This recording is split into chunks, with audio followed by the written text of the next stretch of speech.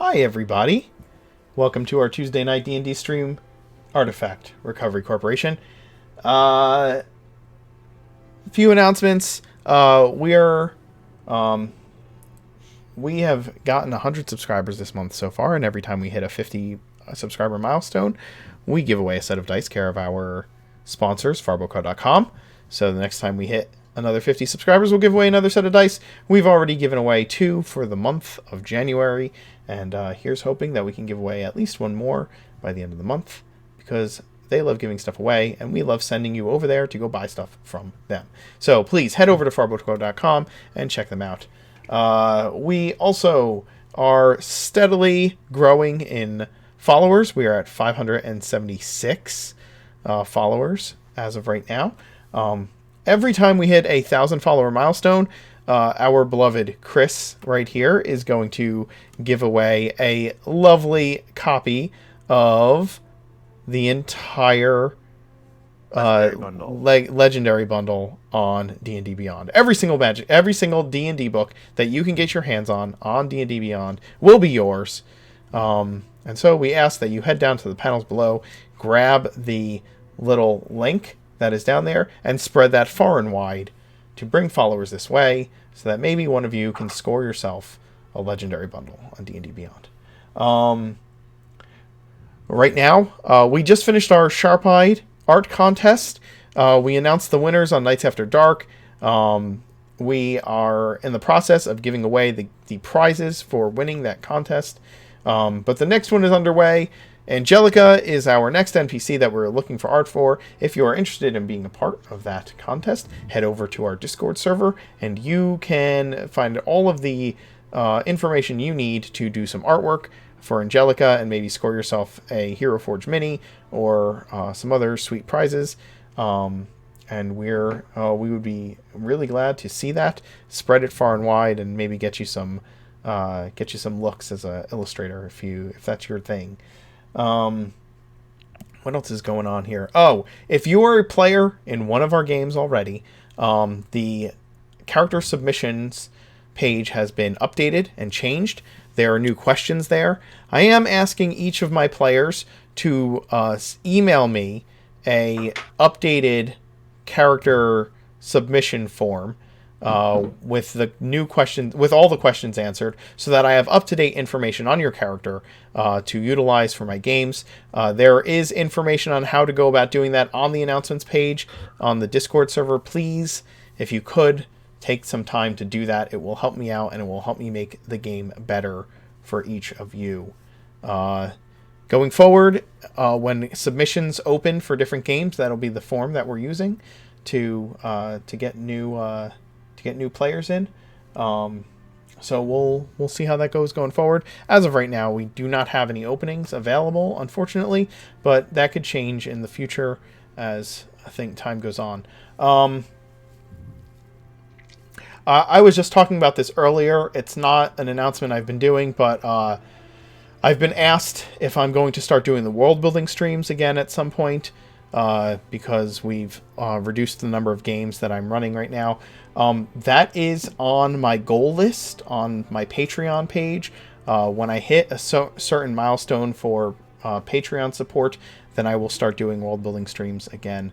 But until that time, so anyway, if you're interested in seeing that happen, consider going to a Patreon and supporting the streams. Not only does it help me to be able to do this and continue to bring awesome games to you guys, but also it will provide opportunities for me to do more things like the world building streams going forward. And yeah, that's what we want to do.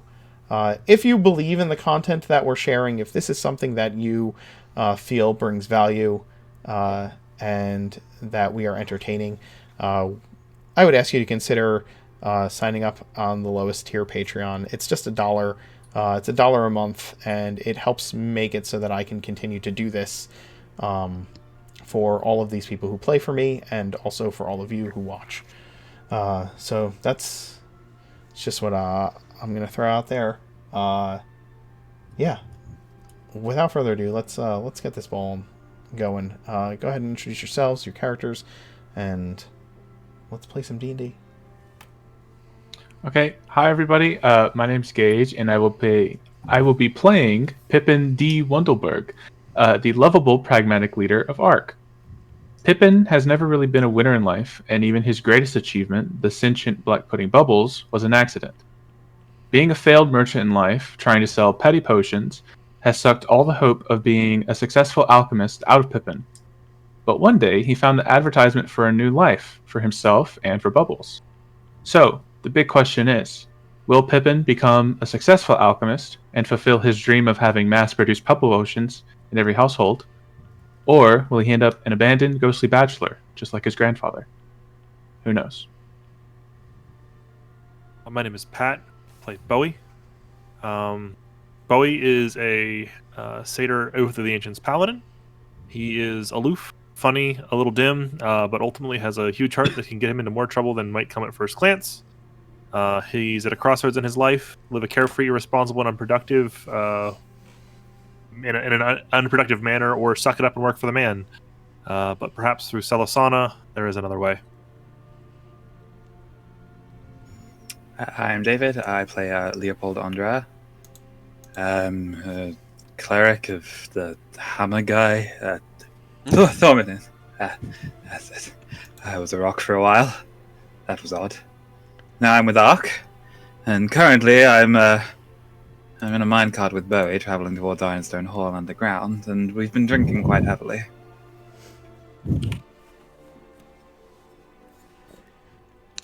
Hi, I'm Tagori. I play Long Paws, Goliath Ranger with social anxiety, and so people are problematic. I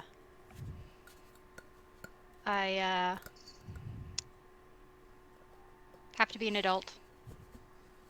Earn money, pay for things. I mean, I could live on my own out in the woods, but I do like the occasional luxury, and generally money helps with that. And books are more of a necessity than a luxury anyway, so. Absolutely. Yeah. Got a job with a bunch of weirdos. Weirdos are good. I should know. I am one. But we are a very strange group. However, I got a very awesome friend out of it. Mare. Mare is awesome. Bowie's okay too. Hi, my name is also Gage, and I will be playing Aramil of Geneva. He is the only child of Enna and Varys, a high elf couple who make a living weaving clothes and other textiles. And everything was fine until a stuffy nobleman by the name of Baron Talrus set up a rival business focused on pumping out cheap, boring clothes with his assembly line of workers. He's been buying out his rivals and is now closing in on Enna and Varys' home/business, as if driving them into poverty due to his practice wasn't enough. Aramil, being young and a bit of a troublemaker, heard of the Artifact Recovery Corporation from a flyer in Geneva and was enthralled with the possibility of bringing back a wagon load of gold to his mother and father to bring them out of squalor, and maybe even flip the tables on old Baron Talrist.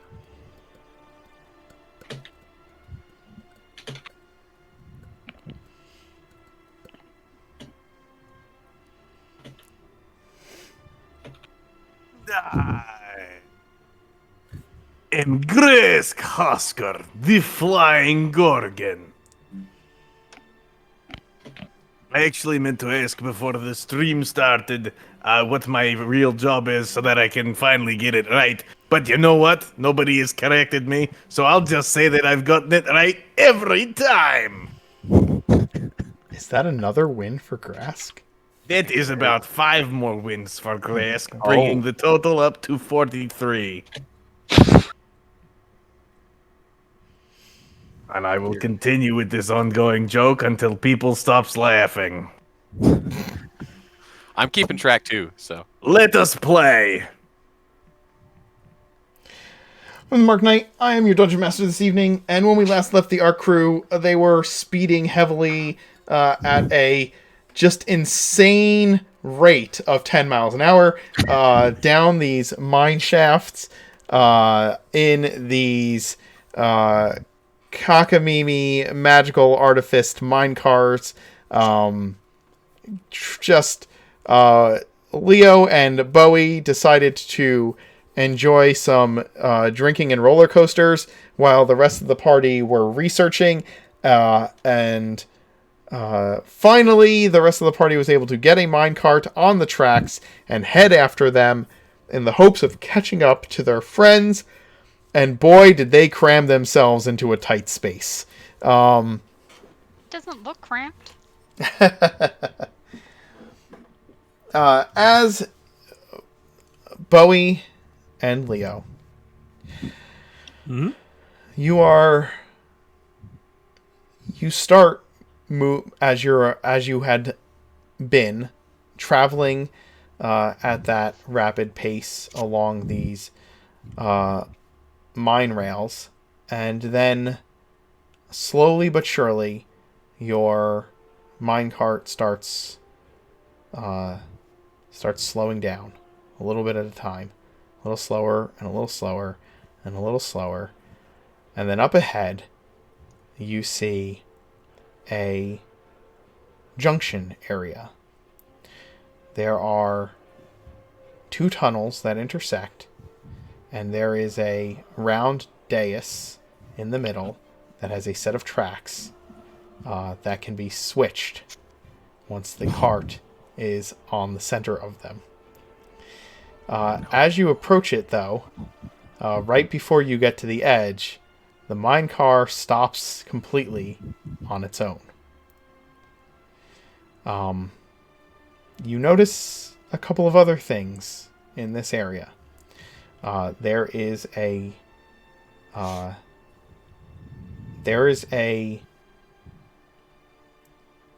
kind of mechanical, gear-filled clockwork box on the side of these tracks at each junction point of this dais, and there is a small building. It kind of has opened up here, right? Like the tunnels were really cramped, but here it has opened up. Are we like small like cavern. a train station looking thing? You Kind are, yeah. There's like a train station here, and there's like a little house or building, like a rest stop essentially on these train tracks, and a signpost next to it. It's on the far side of this dais, but it's easy to walk to if you want. All This right, has been Leo. this has been Put it another to work. like 15 20 minutes beyond the repaired tracks that you had assembled. So we'll put it in park. Get out. Well, the good news is, well, I don't think this is good news. I don't think this is Ironstone Hall. I've never been there, but this isn't like ringing any bells. The bad news is I'm out of booze. Oh, no. Unless Ironstone Hall has become remarkably smaller than the last time I was there. I think we're some kind of stopping point. I wonder how long it's been since this network was in actual use. Oh, We should take a look around. that's probably. Leopold Good gets idea. down, stumbles a little bit. Wait! Come here. Oh, I got an idea. This happens all the time.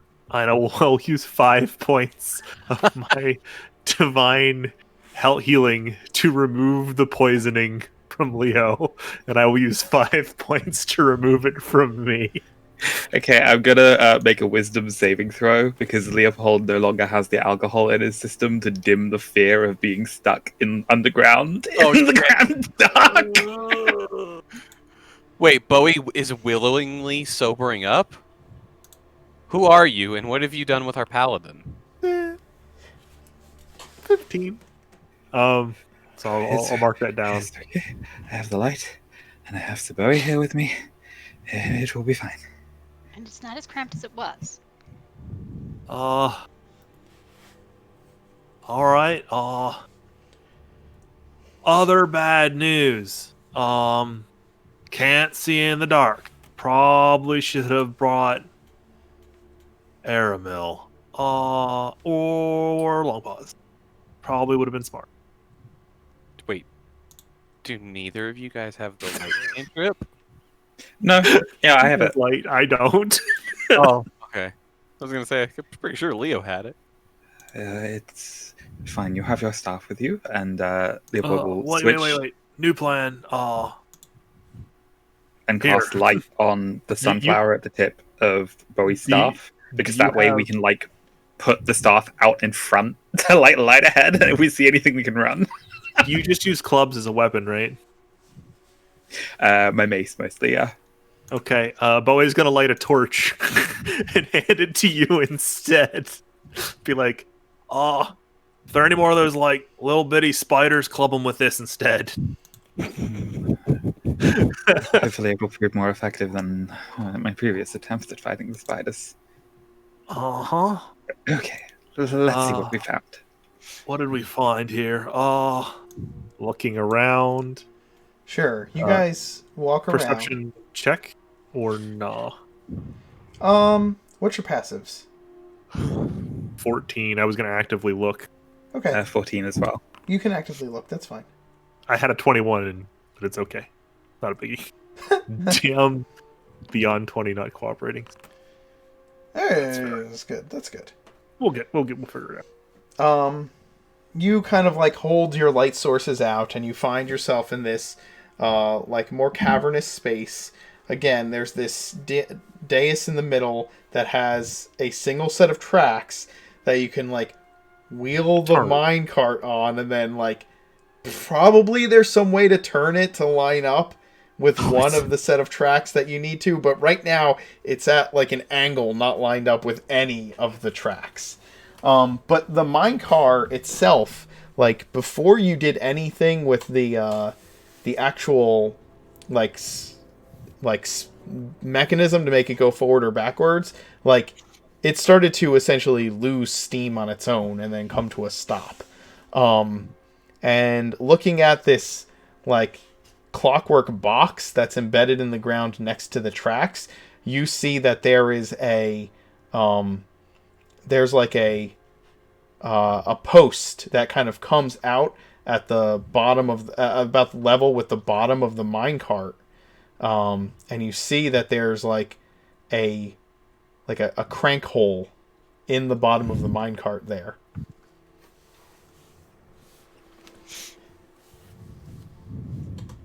You have to wind your cart back up. Oh gosh. And again, there's a building on the other side. There's like a signpost outside the building. There's no signs on the building, but there seems to be like a four-way directional signpost outside of the building that's over there. The building looks like it hasn't been touched in a long time. From where you're standing, there's like cobwebs, a lot of cobwebs, and just kind of debris all over the... There's a little bit of a porch on it, and there's like cobwebs and debris all over it. All right. Let's go look at this sign. What does the sign say? The sign has, in Gnomish and Dwarvish, it has the same to Ironstone Hall to Drakengard Keep on it, as you saw on the previous sign. But then there are signs for the cross section that say mine in one direction and vault in the other direction. Oh. Okay. I'm very confused, Leo. I didn't do so good in school. Maybe let's poke around this building a little bit and see what we can find. Any thoughts, Leo? Well, we did initially come down here with an indication trying to find what it is that the gnomes might have been mining down here. It's possible that this indicates the way towards the mine. It might be a deposit of the metals that they were using to create the toys with, presumably copper, perhaps bronze. As for the Okay. vault, You're the guy with the hammer god, so we'll go with that. typically a vault would be for valuables, things that need to be secured. It's possible that there may be more of the things that we came down here seeking, the things that Sylvia sent us to retrieve. This might be where parts for the Dragon Guard cannon were kept, possibly even after Klaus decided that he no longer wanted to produce weaponry, if Bernard can be believed. Okay. So, like, do we just, like, jump to get in? It says it's a vault.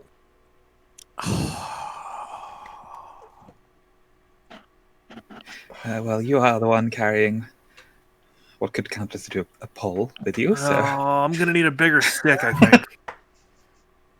Do you need What's something like 6.5 foot long, maybe? Yeah, probably with like a dragon engraved on it. Adamantine's not very flexible though, so. Sorry. Perhaps we should have a slightly closer look around first before we press on any further. It doesn't look like anyone's been down here in a while, but we might gain a bit more insight into what exactly was going on down here. All right. Just there's quite a bit of dust, and Leopold's gonna like tap Bowie and cast resistance on him, and just in case it sets off any allergies. Oh, thanks. Oh, but I think people are allergic to me, and he kind of like motions at the fur. Oh. Man, imagine a satyr at Oath of the Ancients Paladin who was like allergic to pollen. It's like, I just want to be out in nature, but it hurts. And bees. And bees. Yeah. Not the bees. So this little house thing. It's the building is not it's like it may have been locked, but like Doesn't matter anymore. it doesn't matter anymore, right? You kind of slowly push the creaking door in, and you find in there essentially a well, the one thing you find in there is a mechanical box with a lever next to the window that faces out towards the dais in the center of this big area. But the other thing that you find in here is like a couch and a like cast iron stove and a couple of bunk beds, just like a latrine, just a space to maybe have a layover. Is it like a rack with a bunch of like really old pamphlets on it? Yeah, a map absolutely. with an arrow. You are here. Yes. Yeah. Although all the pamphlets are like faded and outdated now, so like they don't help you at all. You're looking at them and you're like, I don't even know this. They just look blank. Leopold's gonna like tap one of the leaflets and use mending to just kind of restore it to its natural splendor. Oh yeah, it's fully restored to its natural splendor, but all of the ink is still like like the Looking at paper. it just looking like there's like a little map, and Leopold's just gonna kind of go like, town of Fairhold. Now, I seem to recall that town was destroyed in an earthquake. How long have these been down here?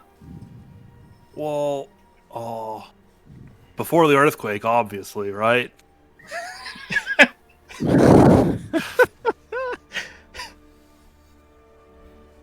I guess. Should we wait? Take a break? I'm kind of tired. Like the rocking motion of the minecart kind of makes me want to take a nap. Well, they do seem to be beds here. My only concern is that the rest of the group may be worried about us. I wish I had prepared a sending spell today, as Aramil had asked me. I could inform them that we are fine. Still, it will be a fair trip back, and we'll need to figure out how the mechanism works to be able to turn the minecart around. Sounds like the sort of thing that would be easier to do after a good rest. Mm-hmm. Are you taking a long rest or a short rest? Are you a good witch or a bad witch? Or sandwich? So, It's like noon, David, isn't it? I don't have anything. Unless we take a long rest, nothing I have will recharge. That's not true. That is not true. I can get back all of my spell slots if we take a short rest. Huh? I only used one spell. So, like, I can use the thing that a paladin will let me regenerate, Yeah. and then right. I can take my short rest and still have my divine inspiration thing. So, like... I forgot that's a thing. Yeah, that's a thing now. Yep. So if we, good. like, take a break to get something to eat, which we have the food, I Yeah. could try to cook something on the stove here or whatever, we could keep on keeping on. Ignite stove, burns down shack. Um... All that old rotted wood. It just... Yeah, let's do that. Let's get food. I have all the food with us, so Okay. we'll make dinner. In the meantime, the rest of you are hurtling down the tracks in hopes of finding your companions. Long pause. I promise I'm not trying to elbow you all this time, but it's really hard when I can't see you. 18 for food. Food check. Food check.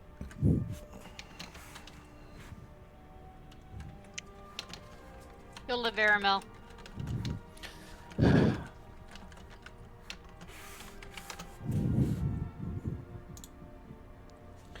Just peering over the edge like Kilroy.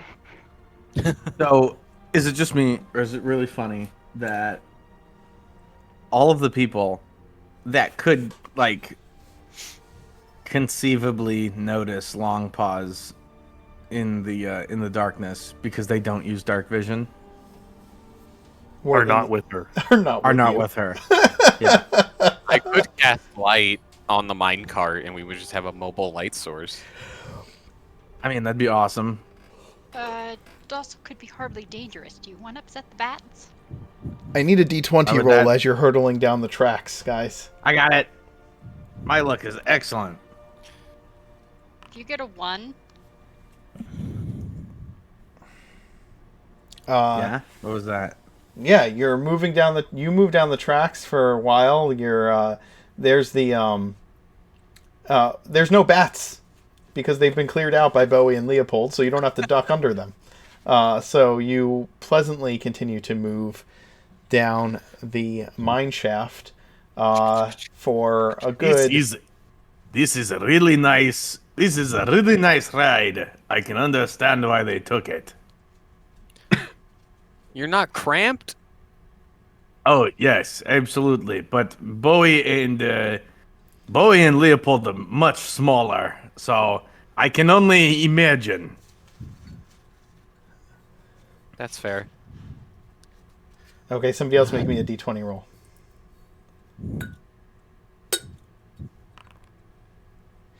Well,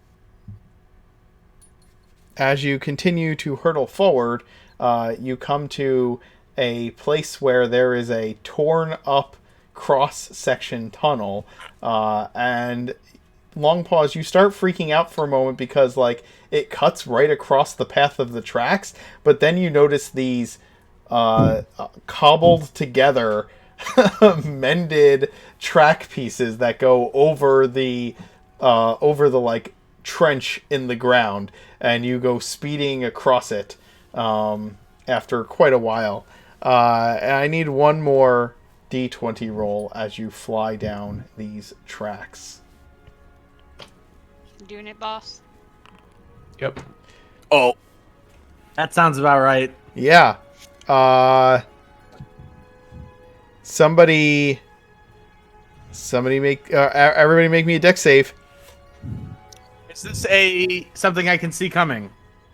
You have dark vision, so yes. Okay, got it.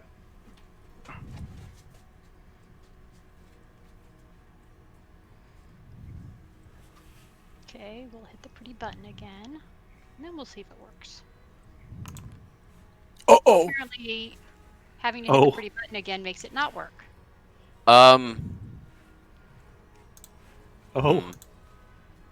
What's the worst that could happen, you guys? Long pause. Go ahead, take advantage on that. Aw, I will, giving out your inspiration. I will burn an inspiration. Not much better. Shit. Well, no, because I got a 17 when it didn't work, so that's the way it works.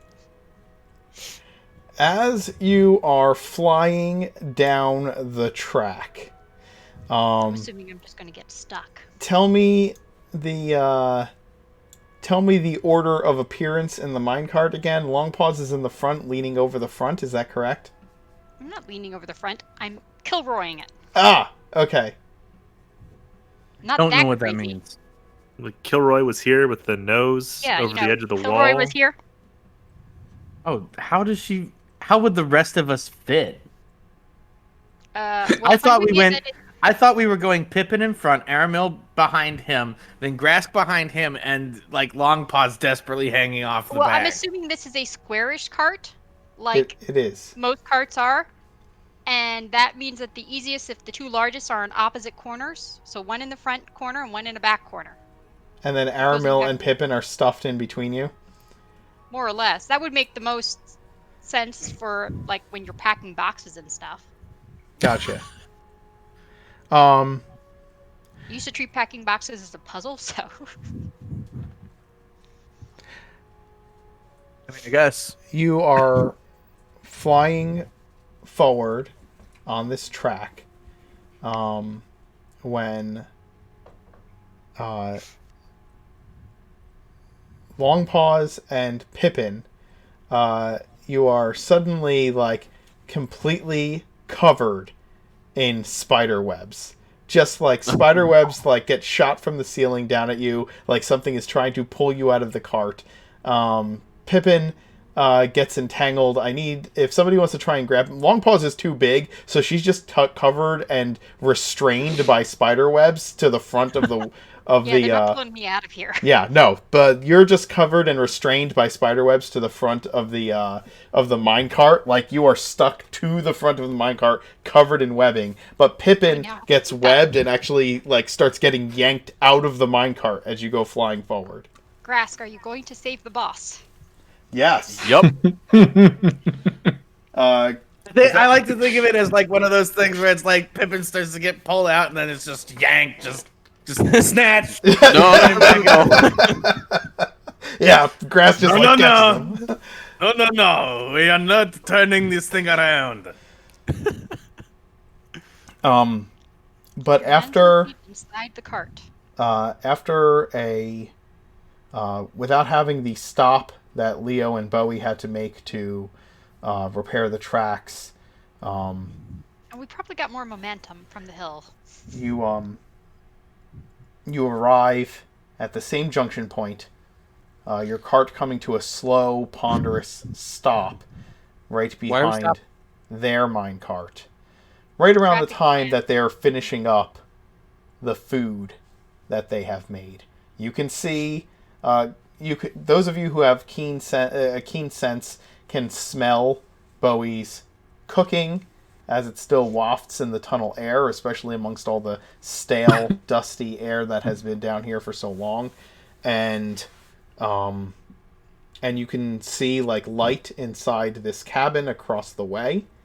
And Bowie, what have you and Leopold done over the past hour while you're in this cabin?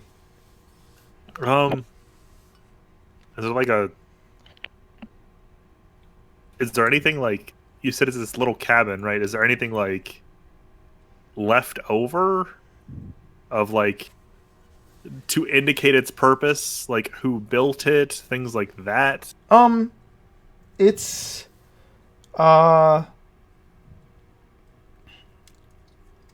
yeah. The the stove, as you clean it off, like it looked like it was as you clean off the stove, you realize it's made out of the same chest piece that's like the clockwork gnomes are made out of, like, and like looking around the place, you realize that like there's one of those barrels that like keeps food around for a long time. So when you find that and dust it off, you find like a barrel full of like grains in there that you could like oats that you could cook off. It looks like it's like this is legitimately a, for those of you who could piece it together between you and between Bowie and Leopold, it looks like it's just a stopover point on the ride to Ironstone Hall. As you think about it, even moving at, well, you're a cartographer, so maybe you piece it together, right? Like, as you think about it, even at the speed that you're moving, like, it would still take a few days to get to Ironstone Hall from where you were, if I remember correctly from the map. So, like, stopping points would probably be a necessity, because you don't think that sleeping in that cart would be very comfortable. True. God, I really want to get to the point where Bowie can start narrating travel with his cartographer thing. I just want to hear it once, and I'll you want to hear the like cartography, like the narration in Bowie voice of how you get from one place to another. I just imagine it like. I was just going to say, Leopold would also, during the meal, have been asking Bowie about the conversation he had with the giant spiders. And just... Well, I told him, like, you guys are spiders. I know you do, like, a lot of weaving. I've got a good bud named Aramil. He's a weaver, too, I've got good bud. It's like, yeah, you do, Bowie. The spiders were telling you how much of a drag it is to get, like, driven around all day by these dudes on their backs, and how they just want to go back to, like, spinning webs and eating things and laying eggs, but, they've got a job to do, so they just kind of do what they're told most of the time. They feed them, so it's nice, but they got that going for them. They really just would prefer to, hang around. Like upside down. That makes sense. Well, I'll see you guys sometimes, unless you see me first, because, 8 eyes, but...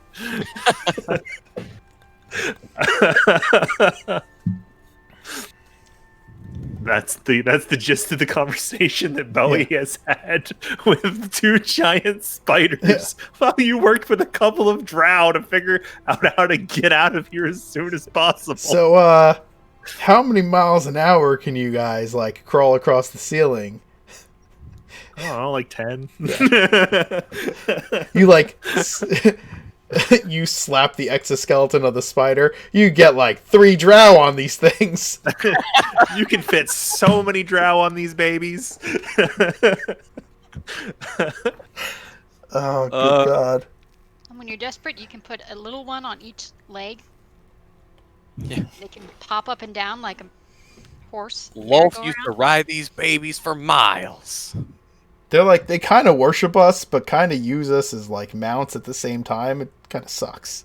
It's weird. It's all good. Really weird. So yeah, you've had this conversation, and again, the rest of you arrive in this junction point and can see the light in this cabin and smell the smells of cooking. As you get to this junction point, this would be right around the end of the short rest that the 2 of you took by the time they catch up to you. If you've used any spells, David, you can use your divine your channel divinity to get any of those spells back. Just as a heads up. I am like trying to dust Pippin off of some of the spider webs while using. Oh no, I've got a globule of bubbles using it as a lint roller. All over myself, getting the spider webs off. You got that nice. You're left with that nice, clean, peanut buttery smell after that. There's a film everywhere. The spider webs have been replaced by a film. And yet somehow, in spite of using this, he still looks a little grubby in the face. There's still a little bit of like artificer's like perpetual grubbiness right around the along the bridge of the nose and under the eyes. In that case, I will cut Long Paws free from the front of the minecart the web. It's like, What? You don't want to keep it and weave something out of it? I mean, it's good fat thread.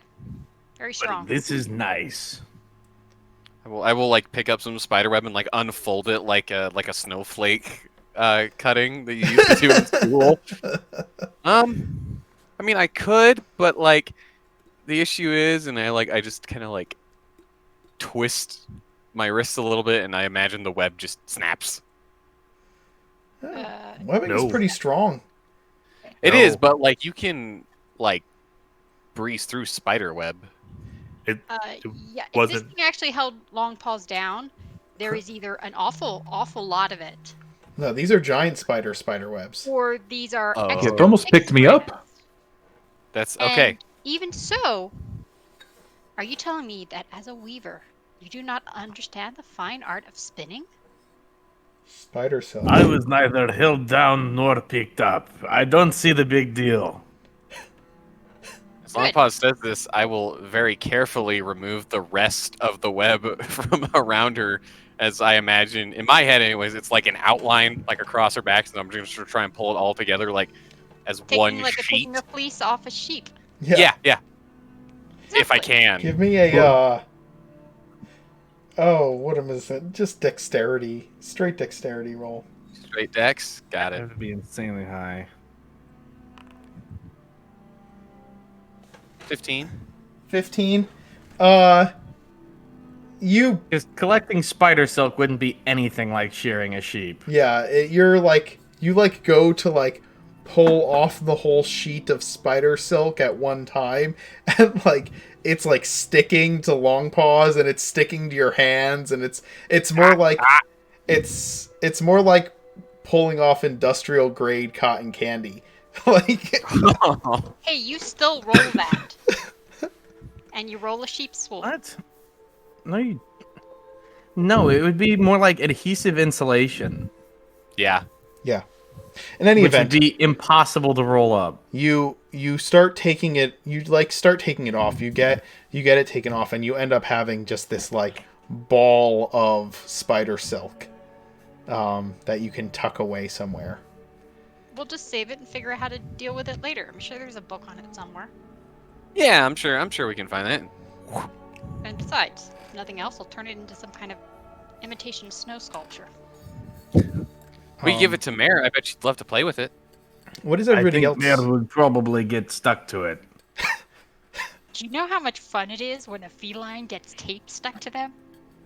Yes, I'm not saying. I am not trying to deliberate. I'm not trying to deliberate on the entertainment value of sticking Mare to a ball of spider silk. I am saying she would get stuck to it.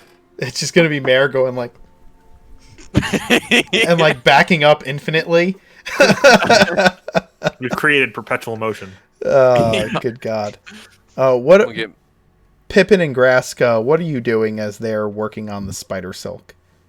Pointing and laughing.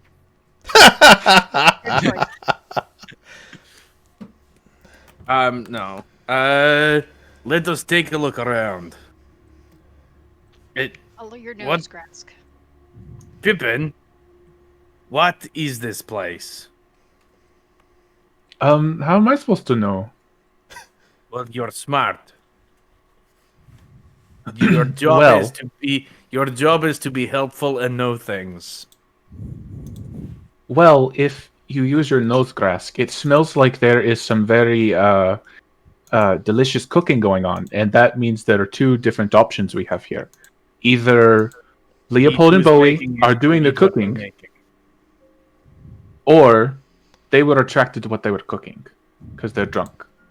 Right. Except, is the empty bottle in Bowie and Leopold's minecart? Oh, Bowie has several water skins full All right. of booze. All right. Nope. No is fine. And you drank all of it? Oh god. Let us see.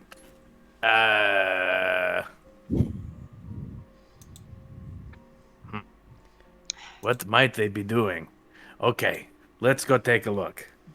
Let's see who is cooking. Yeah, because there's like smoke, kind of like there's like a Is little there a wisp. chimney? There would have to be like a. It's more like one of those like metal vents out the top of it, Okay. and that's got a little bit of steam like coming off of it, and there's light inside that old dilapidated place across the way. Because neither Bowie or Leopold can see in the dark, so they would have to keep a light on. Hey. Did you just yell Bowie? Yeah. Leo. Oh. Think somebody's here. Somebody. I'd think grass would probably be pretty distinct. Depends on how echoey it is. We're not that far from the shack. No, if And we're how- able to how- see it, how across- how if we're far able to across is see it, that- we're only 60 feet away. Yeah. Okay, but It's- how far across is that cart platform thing? Oh, it's probably like the dais itself is probably like 20 feet across. Okay. I'm guessing it looks a lot like a train switching station rotating platform. Correct. Yep. Yeah, I figured. I just was curious, like how big we were talking. Right. But if we can see the shack, we're 60 feet away. Well, Yeah. except they have light in it, so technically we could see it from further. But It is within. It was. it was still within that kind of range. Yeah. Yes. It was actually would have been within 40 feet of where they were standing because they had to light. They had to use the light spell, so it would be only about 40 feet away from you. I really wish they should. Leo, are you here? If you are dead, let me know. Oh. Help! I really I'm wish- dead. Wait, no, that's not how that works. Oh, good God. That's amazing. Ready the fireballs. I really wish we had Technically, I got can't cast that those- yet. Ready that flaming ball thing. I'm a ghost, you guys. Oh, no. I really I wish we been had turned got to into a ask ghost. those drow a bit more about the monster that they told us about. I mean, it seems possible that it is our friends out there, but I've heard of creatures that can read your mind and present themselves as a friend to you, and we should take the utmost caution. Leopold's going to be very, very nervous as he goes to the door and peeks out. Oh, thank goodness. Pippin, ready the Molotovs. I'm gonna slap your calf and I say, "I got your back." All right, let's go. And door's getting kicked in. He really Leo, opened the door you like- to you. Leopold was peek- about to open the door, so probably Grass reacts quickly enough to recognize and just. All right, hold up a sec. We're gonna do coin flip. Oh, good Oh, God. no. One or two. Oh, good Please. Leo's just. Leo's going to Leo, get do you want one or grasped. two? Leo's going to get a flying Gorgon right to the face. Two, buddy. Come on, 50-50 shot. Who's rolling with you, too? Let's go one then. All right, one. He does not get kicked in the face. Yay! All He right. doesn't get kicked in the face. So, Grask, you run up to do a flying kick through the door, and then you see Leo poke his head out. Leo, are you a ghost? Not that I am aware of. Oh, that is a. I never considered that. Oh God, what if I died? How do you feel about where you are right now? If I put a bag over your head, would you freak out? If you have a bag, that would probably be handy right now. I would like to do some deep breaths. I will. If you, Leo's fine. As he's having a panic attack. Yes, I will. Leo is perfectly okay, Um, except After for getting the my not being able ball to of breathe. spider silk, I will zip zap a doodop to the door of the shack. coming up behind everyone, Pippin, you see the sign that is written in Dwarvish and Gnomish, indicating the different directions that can be gone on these paths. That is near the cabin. I don't know that Longpaws, Aramil, or Grask can read Dwarvish or Gnomish, so I don't know Can if it read would. Dwarvish. Okay, then you would see Muscle? Is it dwarvish or gnomish muscle poses? it. No. Then No. I I do can not read speak both. it. So. Okay, then the others of you would have noticed it as well. Oh, hi, Leo. How you doing? Bowie, what's up? Hey. Hey. So I have a question for the both of you. What the heck? We're looking for stuff. You... After the first hour, you didn't think to turn around? Well, there was no turnaround spot. The minecart has a reverse switch. Oh. If you pull it all the way back, it'll start going backwards. It does. Oh, we didn't even think to try turning the lever the other way. Gonna roll deception. Okay. Sure. It's just against Well, actually- Aramil's passive, so. Yeah. Oh, my passive insight is not good. That beats it. Yeah, you beat it.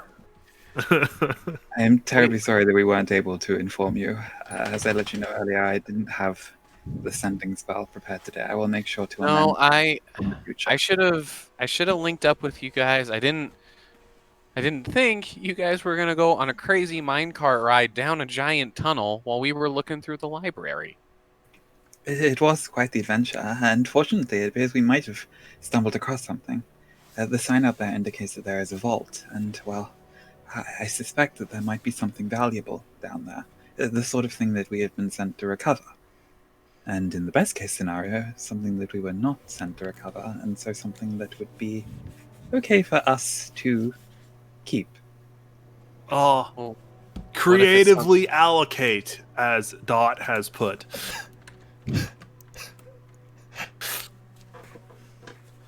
well, what if it's something we're not supposed to see?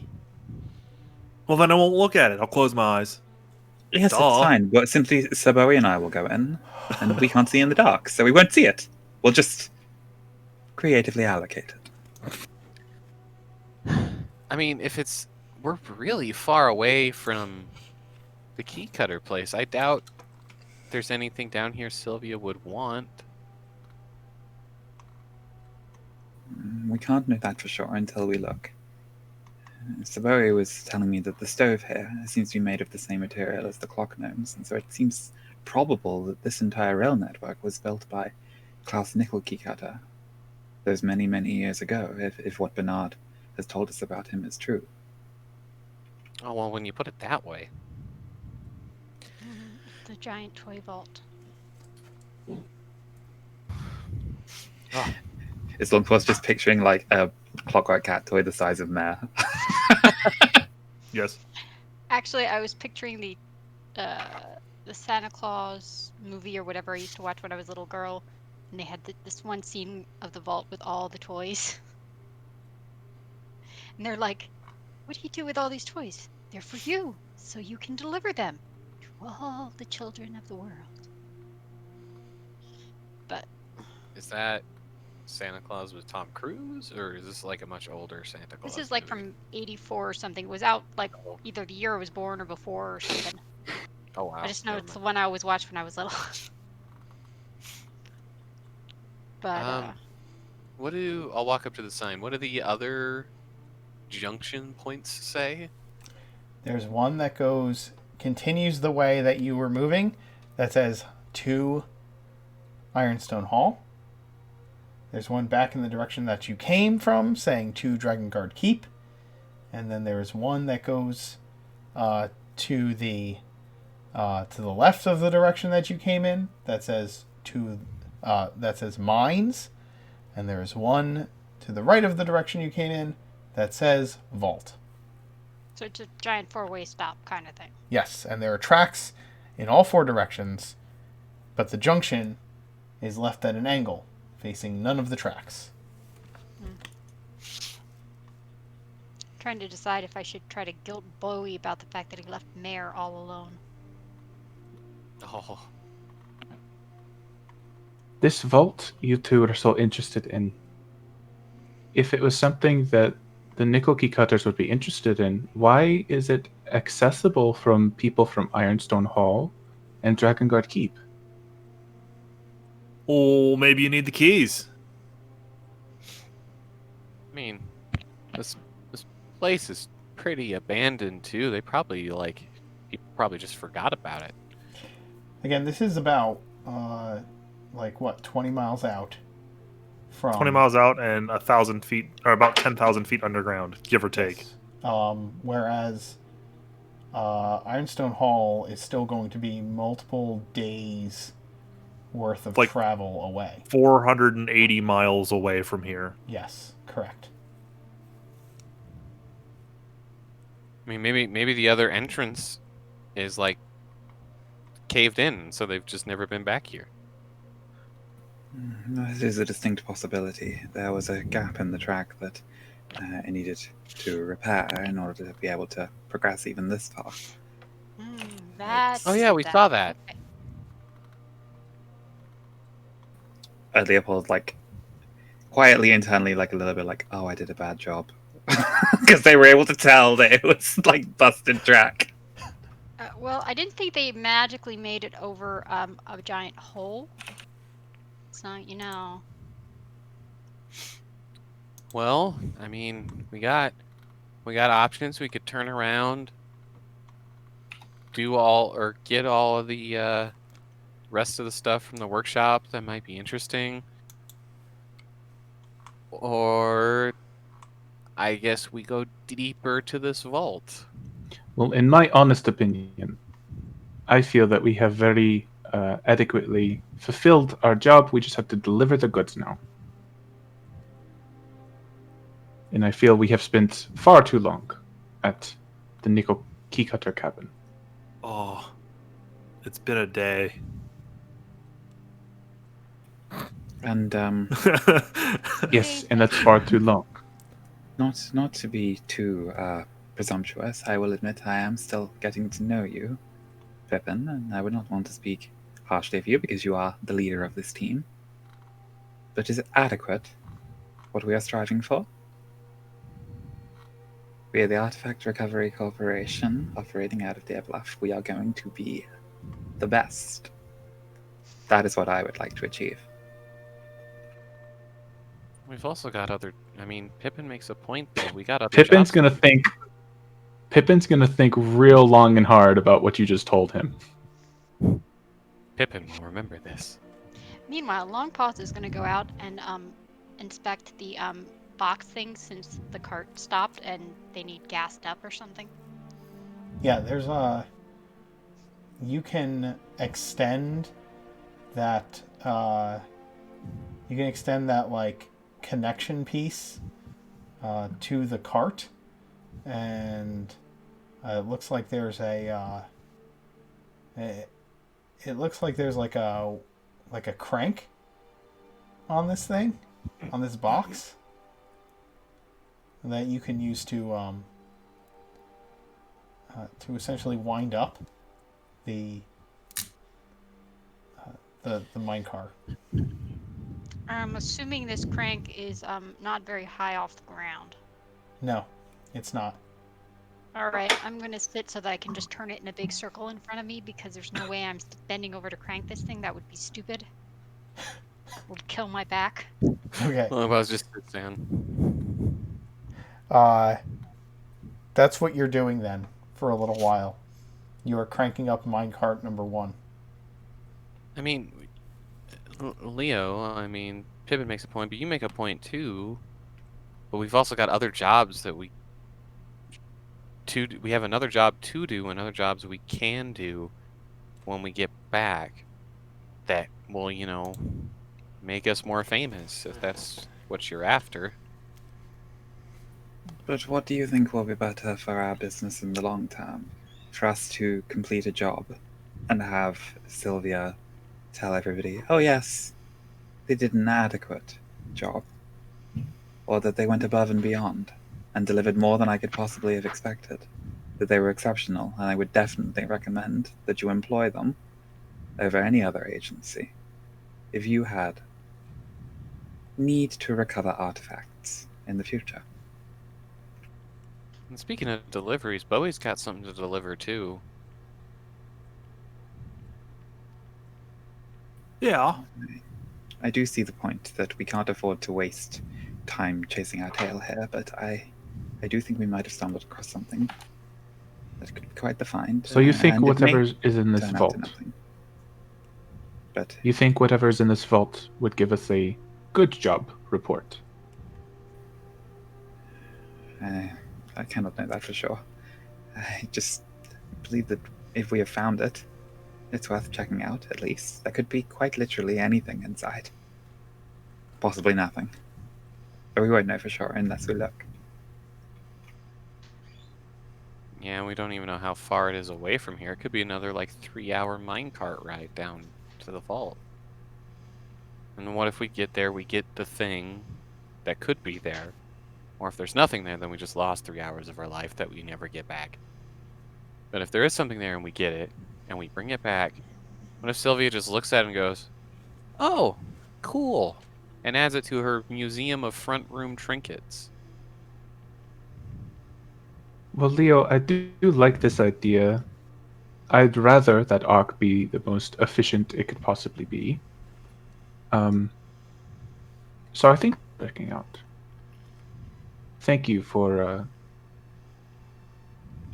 bringing up your own point. Wait, so are we As I going said. to the vault or not?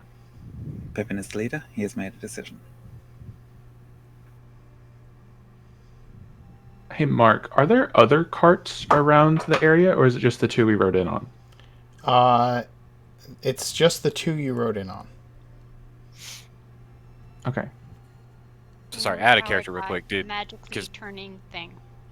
Pippin cut out for me for a second, so no to the vault or yes to the vault? No to the vault. Yes. Cool, thank you. So we're not going to the vault. Correct. Right now.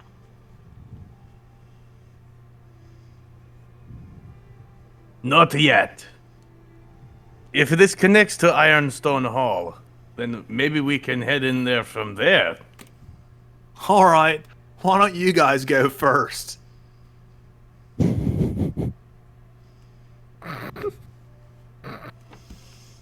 What? Well, you're on. You. I mean, Me and Leo only made enough food for the 2 of us, and we're kind of hungry. So, why don't you take it guys to go go. first, and we'll catch up? Because we obviously can't leave you 2 alone with anything. Yeah, we Just came take down it to here go. We came down here to get you.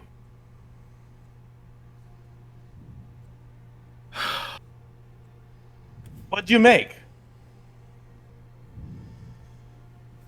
Oh, I just pulled whatever's in the barrel and made food. It Oh, you looks brought like food. you rolled an 18. It's got to be something decent. I think there's some burned toast. Grandma's oatmeal raisin cookies. Yes. Sure. Grandma's made- oatmeal raisin cookies. He made That's what I mushroom made. stew. I did not make actual food. I just made grandma's oatmeal raisin cookies. Somehow. Whoa. Barrel My it with hands are like So, oatmeal really raisin. big. Oh, What was in they're those? special oatmeal raisin cookies. Oh God. It baked on my pot. I love that movie. Grandma's House. That's such a good movie. I haven't seen that in forever. Well, you can head back to the Nickel Key Cutter place. You can head forward to Ironstone Hall. Remember that Oakhold is on the way back from the Nickel Key Cutter place. If you want to head to your next job, so you can go back in either of those directions. You can explore the mine, or you can explore the vault. Those are your options. You have a 4-way track ahead of you. Of course, you could go all the way back to Drakengard Keep as well if you want to do that. So I just need to know what all of you are doing. If you're doing Bowie, anything. I think Bowie and Leo are both waiting for the other 4 to leave. Because I'm pretty sure we know where we're going. No. Leopold said, like, Pippin's the leader. Pippin made a decision. So, like, as angry and annoyed as he is that we're not going to get to go see if there's anything cool in the vault, Leopold's like, Pippin's made a decision. Aramel's not going to leave without you guys. How long does it take for me to crank up the cart? After about 10-15 minutes, the crank stops. It And then I just clicks start to on a the other halt. Okay. And I wish for a mirror so I could watch my crank magically turn because I've got nothing more interesting to do.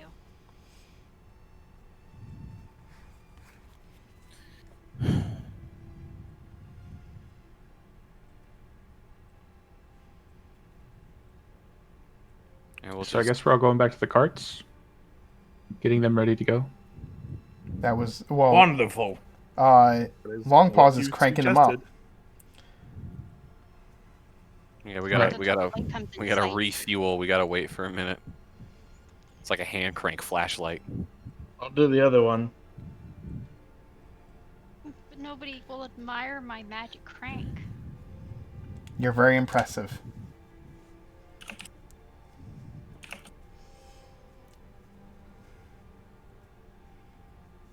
Grandpa's is so disappointed that her trying to show off does nothing. Long pause. I will always find your strength impressive. Just a little, Impressive. It's the magic of nothing turning the crank. I'm in the Okay. dark. but then Wait, why wait, would I be crank impressed? is turning itself? That's what Yeah, it it's should look like to self-cranking. you guys. Oh, that's right. Because she's invisible. So Aramil will look over and just see the crank turning and be like, "Hey, what the? Oh, right. All right, we can't see long pause. How's it going over there, Long Paws? Yeah. God, this is This is really weird, cause like if we're down in caves a bunch and this keeps happening, I'm like, I don't want to like throw a dagger at you out of like startledness. Well, if you can't see me, how am I going to startle you? Well, I mean, currently there's a crank just spinning itself around. It's You mean kind of you- spooky. I already got Maybe attacked that's by a the- ghost once. I'd rather it not happen You can again. see that one. Yeah, Maybe the ones which you makes can't see are nice. Or maybe they're not. I'm gonna Not helping. suplex whatever's cranking the thing. No, I'm just kidding. Roll for initiative. Just kidding.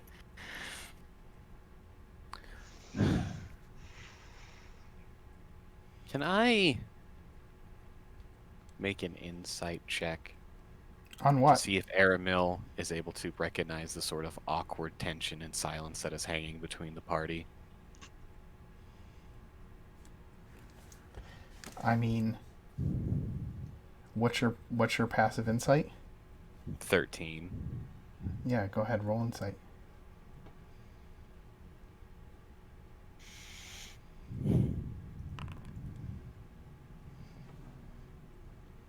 Uh, 12. Okay, so we'll default to 13. Is anybody trying to hide their body language or posturing? No. Then please describe to Aramil your body language and expression. Bowie wants to go figure out what's in the vault very badly. It is a secret, and Bowie likes knowing secrets. So that is secrets are fun. So that is what body. That's what Bowie's body language kind of suggests to you. He looks dejected because he wants to go to the vault, and he keeps like peering at the two wagons, peering down the vault shaft, and peering at the two mine carts again, and like kind of he looks like that kid who has that look on his face like, I'm gonna do something I was told no. What about everybody Aramil else? knows that look very well. Yes. Leopold has sort of like sat on the edge of the platform, where it's like dark, is just like squinting a little bit in the low light, watching the crank sort of spin around where Long Paws is working on You it, can and just see sort her. of. You see an outline. She's not invisible yeah. for you. Yeah, Oh, he's right, yeah, okay. Yeah. But it's just sort of watching Long Paws work on the crank, and just sort of idly sort of speaking aloud to himself this notion of like, I wonder if that's part of the design, that they're intended to build up enough momentum to take them along each stretch of track. That would sort of indicate that they're in a set predictable pattern, and there would be other rest stops the exact same distance away. Every space between here and towards Ironstone Hall. It must have taken immense calculation to create such a system intact. And Leopold's like looking off longingly down like the passage that keeps leading on towards that way. Is like keeping up like a cheerful front, but you can sort of read the same way that Bowie is like, I want to go explore. That same instinct is like bubbling up inside of Leopold, and that he's like combating that with like his desire to follow the rules and do what the leader has decided. Leo, it dawns on you that considering that Nickel Keycutter had a very specific focus on clockwork things, then precision and timing are like at the forefront of his skill level. What's Grask's posture and facial expression like? Grask's posture is very much a grumpy dad right now. He's pissed off. Well, okay, so Grask was a pretty emotional guy. Right. Mm-hmm. So let me see if I can roleplay this. He is angrily cranking away at the other cart, mumbling, "We can come back after we get the work done. We have a job. Why does nobody want to do the job? It's not that difficult, and if we are already essentially done. We just need to go back and get it done. It is it. I'm gonna That turn is this it. minecart around. If you don't start listening, I'm gonna turn this minecart right around. It is not that complicated. And he might like deadlift the cart and turn it. There's a reverse Grask. Yes, but this is more fun. Don't you take this from me, Long Paws. What is Fine, just making sure you knew. what does Aramil I know. see when he examines Pippin? Pippin would probably be standing just in the middle of the group, looking as cheerful as he normally does. But I think he'd also be noticing everything,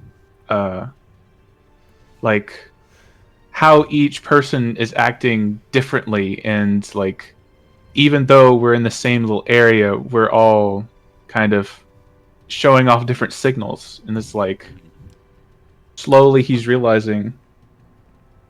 So do Pippin and Aramil kind of have that moment where they both look at each other and have that sort of like very quick like, you picking up what I'm picking up too?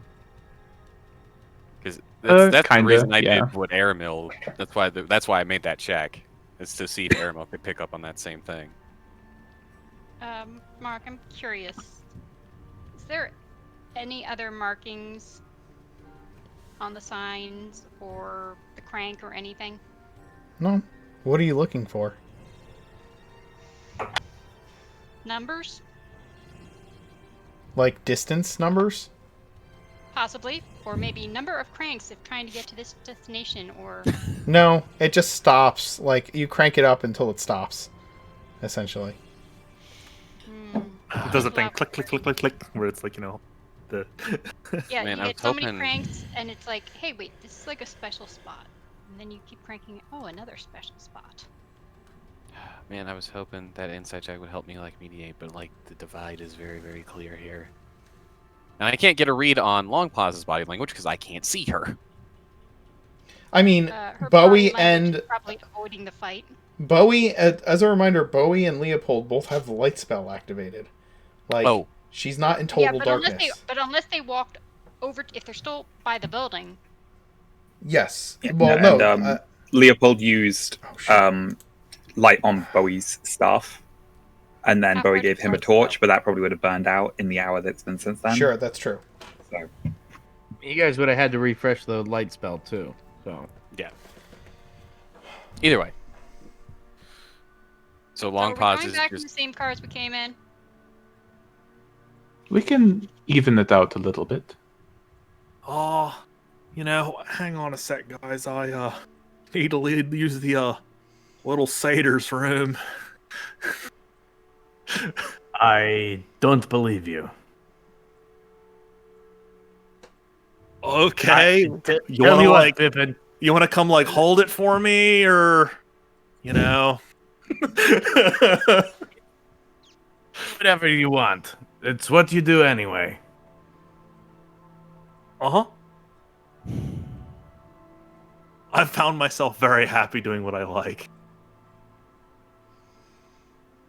I like most of you guys too, so I'll be back. Mark? Bowie goes outside, puts a bag over the light spell, hops on Mare, and takes off towards the vault.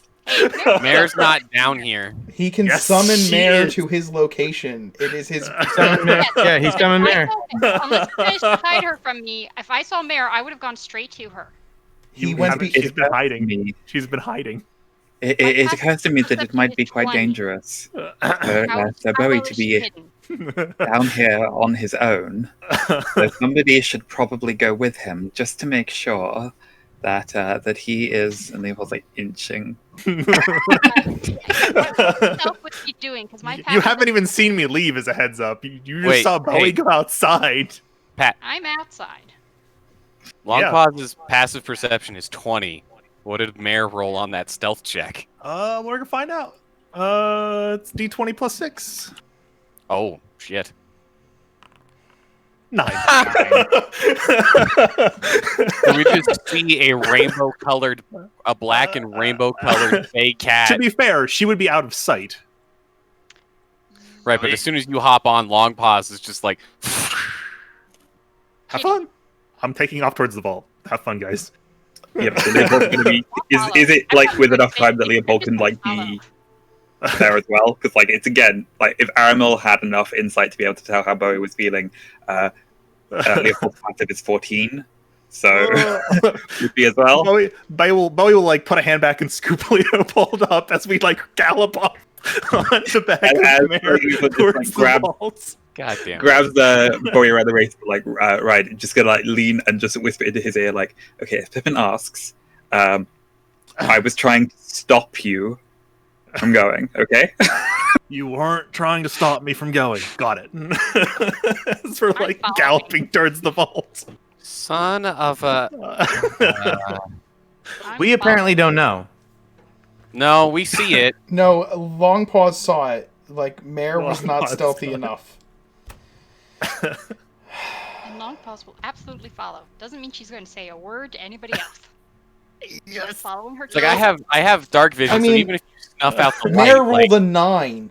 Everybody has a passive perception higher than that. Bowie would have slunk around to the back of the building, and then all of a sudden you all would have seen a flying mare rush down the corridor at top speed while Leopold reached out to grab Bowie and got drug into the darkness. And that's what all of you would have seen. Like, all of you would have seen that. That would not have been hidden from you. All of you would have seen that. Do you want the good news? Mare has dark vision, so we don't need the light anymore. You know this. Regardless, reactions. There. Pippin is going to just say to the group, first Ace, and now this. Oh. Oh, God. We have work to do. Son of a... I will use my 90 feet of movement speed and go after them. Hey, you can actually catch up. Yeah. You can run at the same speed as Mare, basically. Hey guys, how you doing? Long Pause immediately took off after Mare when she saw her run by. Pippin has said this. Aramil is going to try and catch up to them. I hear Pippin say it, and I'm like, Zoom. So leaving Grask and Pippin in the dark. Well, Both have dark vision. yes, they Isn't do. really a problem for either. No, it's not a. The darkness is not a problem. The emotional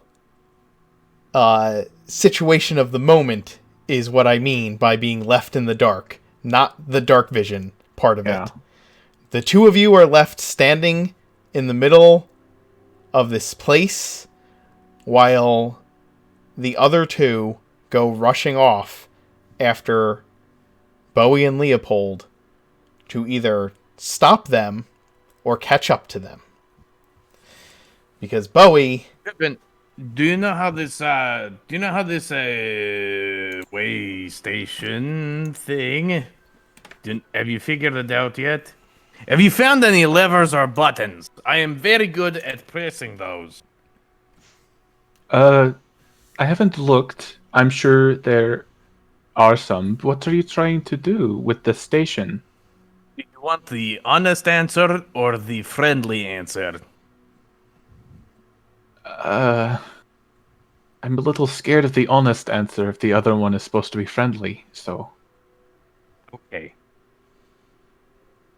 Then he doesn't actually finish the sentence. Oh, Friendly God. answer. Grask? Yes. You were saying something? Or you were about to? Well, you said you were afraid of the honest answer if it was friendly, and I don't try to make a habit of lying, so I figured I would just stay quiet. But now I'm stuck in suspense. Oh, I was going to hit them all with the minecart. It moves much faster than any of them do. No, it doesn't. It moves at 10 the miles exact an same hour? It moves at the exact same speed that Mare does. It would get me, The exact same speed, as a heads up. but I'm not running on the track. I'm running He- parallel to the He track. can run. Gage can actually run faster than the minecart can move. Well, because if you take your speed and divide it by 10, isn't that your miles per hour? So if I'm moving 90 feet every round, I'm moving at 9 miles No. per hour. No. Oh. I heard that somewhere. So here's how this works, That's bad math. right? It's very bad math, apparently. 10 miles an hour is 12, about 13. It's like 13 and a half or 14 feet per second, right? So take the number of feet you can move in a round and divide it by 6. You can run at 15 miles an hour effectively Jesus. when you're sprinting. So Aramil is just Usain Bolt up in here. Yes, basically. And Mare is not much slower than you are Again, you could not run at that speed for a prolonged for a time. prolonged period of time, correct? For an hour. Like, The minecart will eventually catch up to you. Oh yeah, no, totally. So That's Oh, also yeah, assuming yeah, if yeah. the an hour. please. that's also assuming if the track is completely straight. Right. Anywho, Well- continue. Grask, that would kill them. Are you crazy? No, I'm pretty sure it would just hurt them terribly. It is Well, not I'm- the same thing. I am all for punishing them for doing this, but I don't think physical punishment is the answer.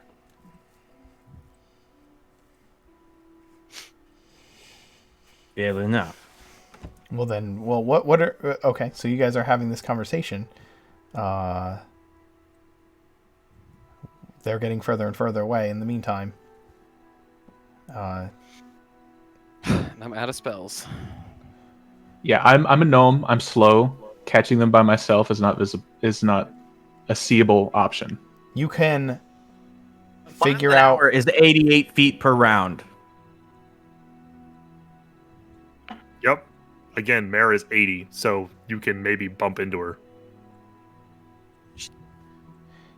Sprinting. Oh, right. We're using boat logic. My No, bad. if Mare is dashing every round, she is moving 80 feet per round, right? Yes. But she can't do that for an agree. that for an hour, right? I understand. That's the I thing. understand. I understand that. I know. I know. Long term, the minecart absolutely will catch up. Correct. No Yes. problem with that. Yes. But the I'm just hoping we make it to the vault. The idea, though, The that vault. you could just hurtle the minecart at them while they are sprinting, and the minecart No. will, Definitely not. yeah, Definitely not. right. That's the difference. Yeah. But in the long run, the minecart they will slow down. Yeah, well, fair. This is just the same of the horse running versus a human running. A human can run faster than a horse, Right. but Yes. if you're doing a marathon, Ultimately, you'll have to get the minecart onto the tracks they're on if the two of you want to catch up to them. Right? Didn't we start this, because we had a job to do, Pippin? Of course. Right. Are they always like this? Is this what you've been dealing with this entire time? We've never had a job that was this big before, so I guess never had a chance to show it. But now they have, and that's the important part, I guess. Well, I like Leopold and I like Long Paws, and if we are not there to make sure that they survive, then it will be sad. So we might as well go after them. I guess you're right. Yes, I know. Okay. It doesn't take much time for you to figure out how to get the machine inside of the building to get the tracks to rotate in the right direction. And since Longpaws essentially wound up the mine cars, you can move it onto the tracks and turn it to follow them. Bowie and Leo, you are racing along these tracks for a few minutes before Mare has to slow down to a trot. Pretty good plan, huh? Real that? quick. would I catch up before then? I'm gonna say, I was saying, you guys, before Mare has to slow down to a trot, shortly behind you, you can hear Aramil and Longpaws catching up. But we're I literally say to Leopold, pretty good plan, huh? If you can't get the cart, you just need your horse. Or, tiger. Sorry, Mare. Yeah, and your companions catch up to where you are. In that opening sprint down the cart or down the track, Aramil, since he's moving, he basically gains 10 feet every round. Aramil, So does Longpaws. You guys are toe and toe the Yep. entire time. Aramil is going to try and break check Mare. So he's going to try and get in front of them and just force them to stop. Mm.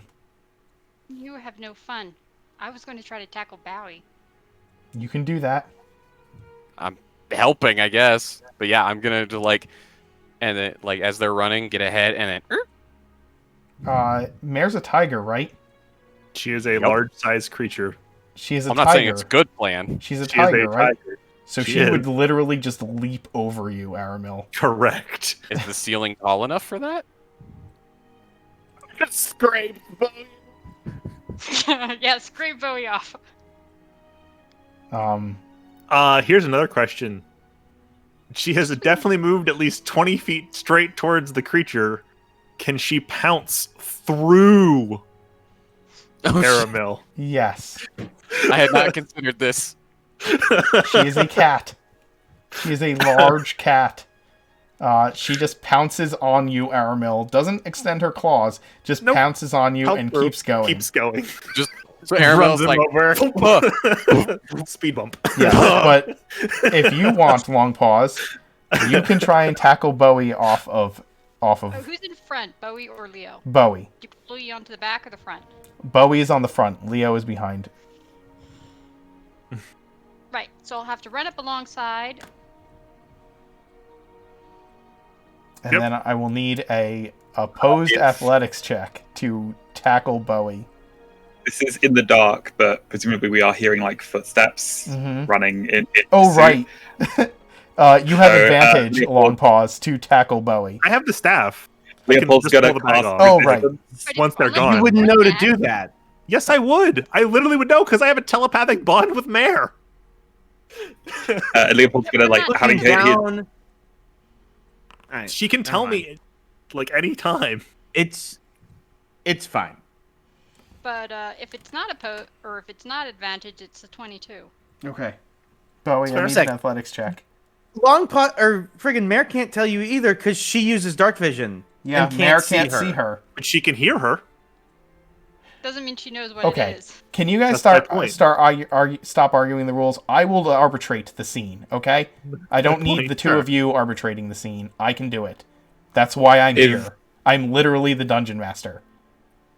If Leopold's Yeah. holding Bowie around Absolutely. the waist and like holding on to like give him a little bit of extra like leverage and support, can basically Leopold use the help action to negate the disadvantage from being in the dark? It doesn't matter. 15. You have a hold of me. Yeah. Yeah. So,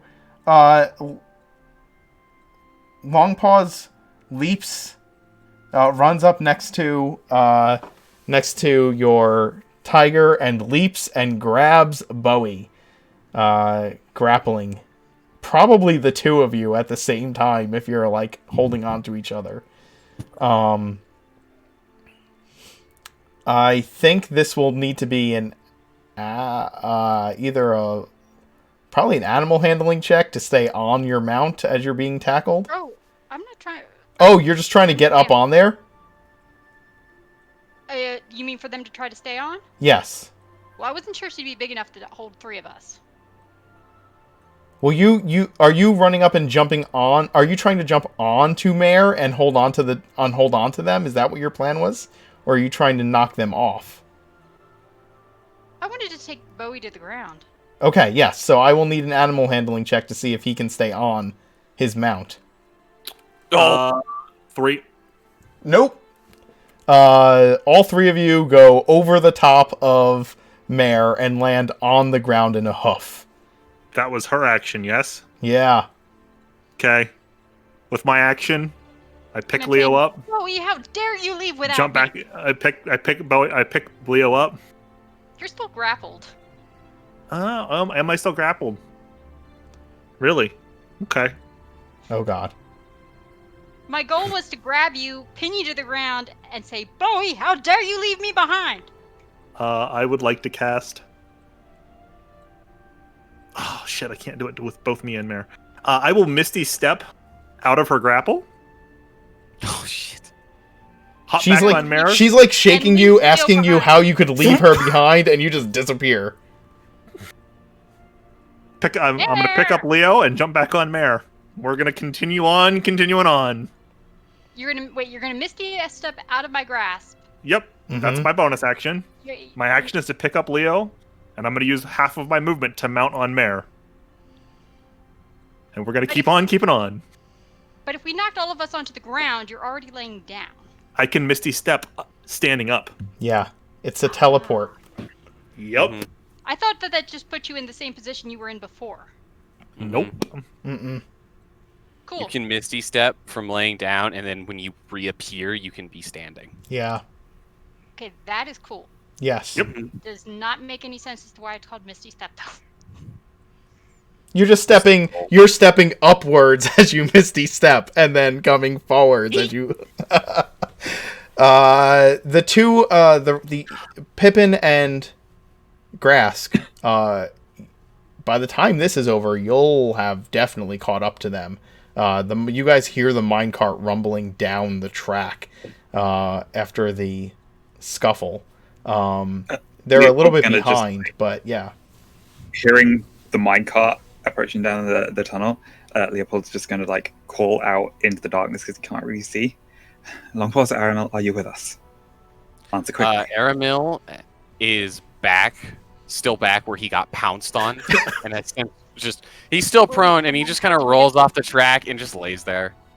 And then as he hears the rumbling minecart, I'm gonna see if Grass could just yoink his ass right. I'll hold out my hand. I'll just be like, Okay. Now Aramil's the dejected one as he just gets. Yeah. Leo, did you not hear me say, how dare you leave without me? It has been a little bit of a frantic moment. I genuinely hope that they will forgive me for this later. And Leopold's going to present his shield and cast Slow. Targeting Grask, Pippin, Aramil, and the minecart, if you will allow that. It's an object. Oh, shit. Put slow in the chat. I don't even know what it does. Yeah, I'm gonna need to read slow.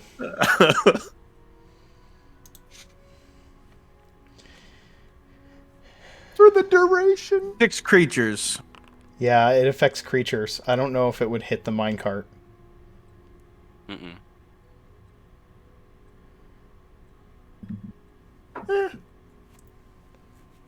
Goddamn, I got a 17 with no wisdom bonus.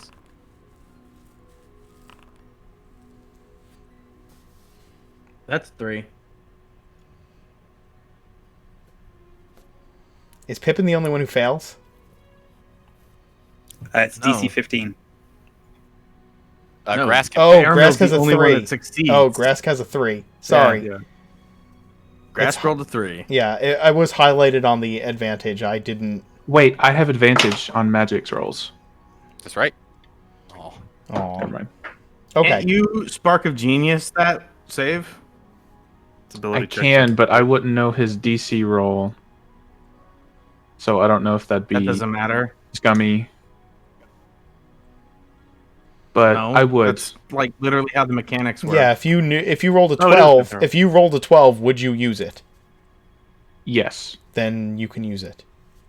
So I add +4. Yeah, if you rolled a 16 and you're like, or if you rolled a 14 and I was like, would you use it in that situation? And you said no, then, but I'm going to use it anyway because I know his DC is a 15. That would be scummy. But if you would normally use it if you rolled a 12, then I would say yes, use it.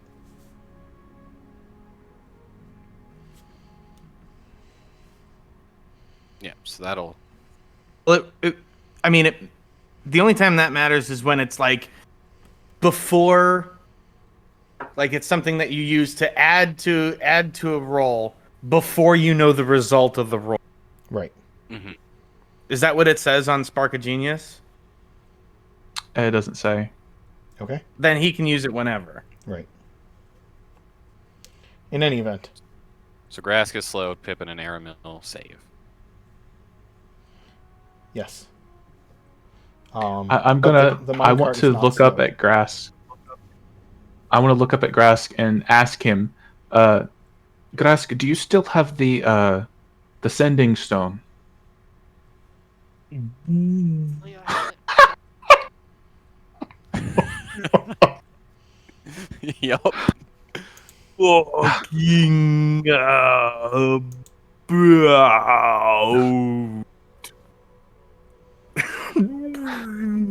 Ah, damn it. Who does have And, the sending stone? Is Pretty it sure Leo? Leo has it. Because I used to have it, but I gave it to It's somebody. Leo. I'm No, pretty sure. it's Is it? Grask, because he's the I thought secretary. it was Grask, yeah. No, Yeah, but he Grask handed is the it over and secretarian. watched- I know and Grass watched is the other people to secretarian. keep an eye on it. And I thought the last person who talked to Dot was you. Aramel has it. I don't know who gave it to. I Aramel know- was the one Grass gave the stone to when he became the Secretariat. Yeah, but it got but we the used it to password out call of it. Dot. Yeah, who Yeah, used that it was- to call Dot? That was when Century showed Yeah. up. So I think it was Bowie who called Dot specifically to report in, and then Leopold took a moment to check in with Dot. But I think generally, Well, if, Leopold if, has it last. Would have had it last, technically, as physically held it. Whoever has it now, I have no clue. again, I think the whole point of having the Secretarian is that they're the person who's responsible for the sending stone. Yeah, so I think Grask would if have it on his Grask's person. saying that he's given it to Aramil for safekeeping Yeah, whenever that makes he's sense. not using it, then Aramil has it. Yeah, Right. then I have the sending stone on my character sheet right now. Okay, then you're the one who has it. That's fine. Grass, what the? I have it. Can I have it, please? Here you go. All right, thank you. What are you doing with it, Pippin? Nothing quite yet. Okay. I tried to stop him. I didn't. Mare's a lot bigger than me. I kind of just got stepped on. Bowie, Gently stepped Leo, and Long Paws running and riding along with Mare. After a little while, you can. The minecart is catching up slowly but steadily to your pace. But up ahead, in the light of Bowie's staff, or in the distant sight of your dark vision, you begin to see a flat, worked stone wall up ahead, and you see a metal door glinting in the light of Bowie's staff. We're going to take a break so that I can get some water and wrap my head around the chaos that is happening right now. Don't do that. You'll get yourself in danger.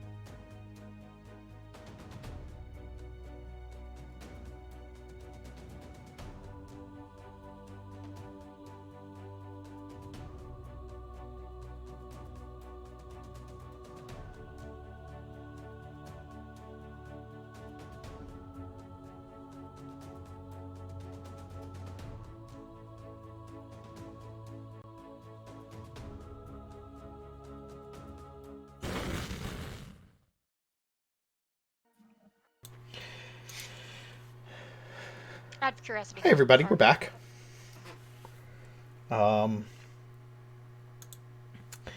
So yeah, Bowie, Leo, Long Pause, you reach this big metal vault door in a worked stone wall at the end of this mining tunnel.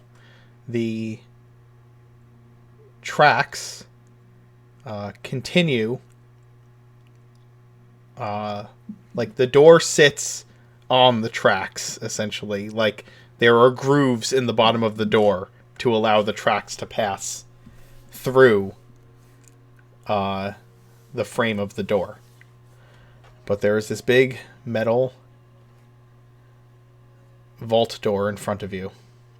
And you're not there for more than a few moments when the minecart comes rolling up behind you with Grask moving incredibly slowly inside of it, alongside of Pippin and Aramil. Found the vault. Did the cart get slowed? No.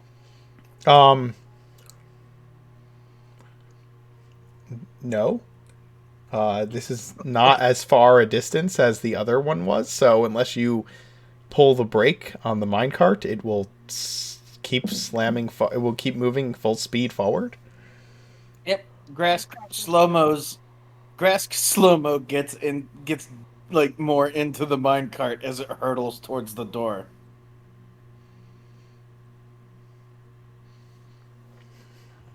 Leo, up against the wall. Are either of you slowing? Are either of the other two riders slowing the minecart? Or are you Is it not slowing by itself?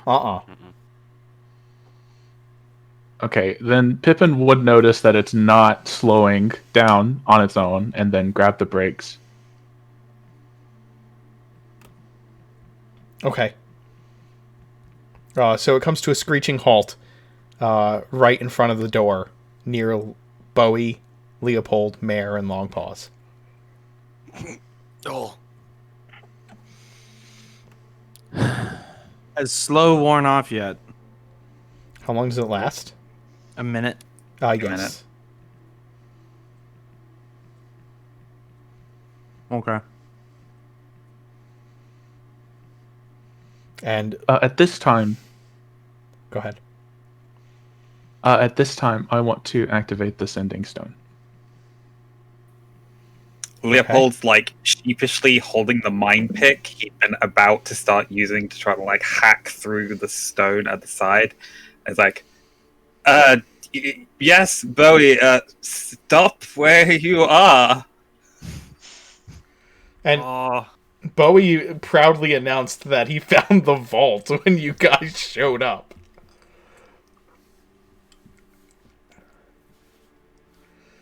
Don't know why you're all so slow. What are you talking about? We caught up. Literally just worked on one person.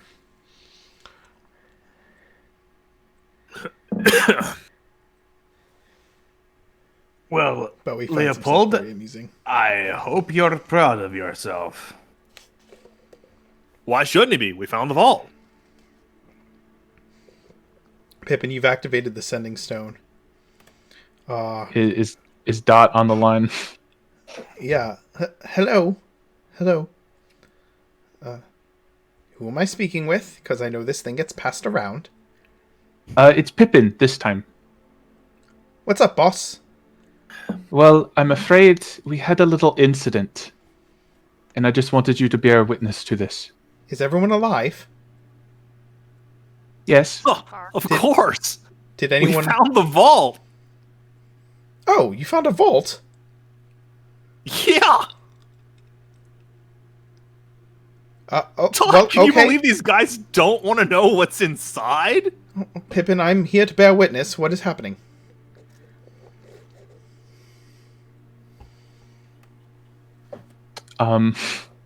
Okay, so Pippin is going to kind of address the rest of the party when he does so, he's going to sound very choked up, and maybe a couple tears escape from his eyes.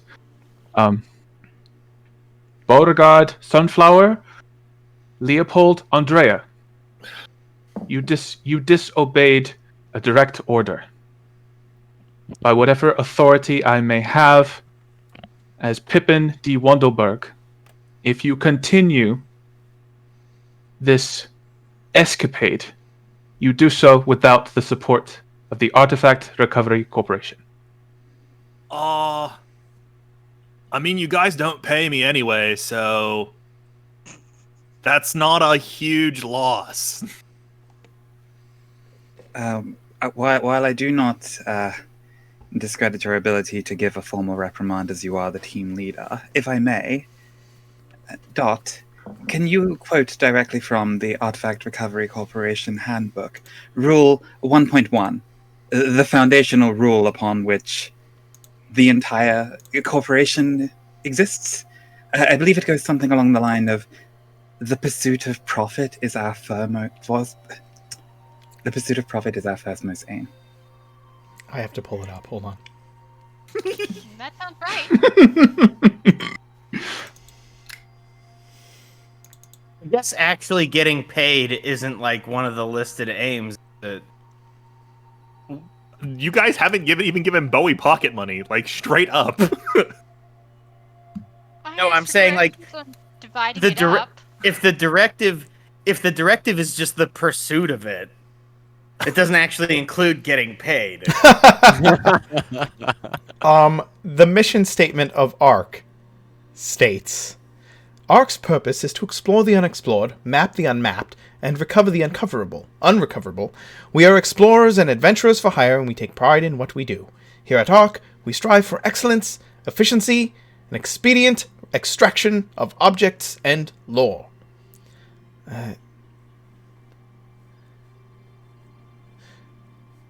Yes. That's the mission statement of ARC. I'm trying to see what else I have here. That's the mission statement listed in the Yep. In the document. Well, there was exploring and whatnot. This definitely falls under that. So, as the Major Domo, I will take down.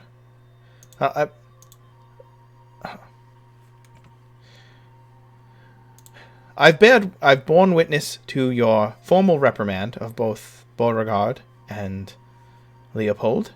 I believe that would be Leopold's job to document the formal reprimand as the documenter, or at least make record of it.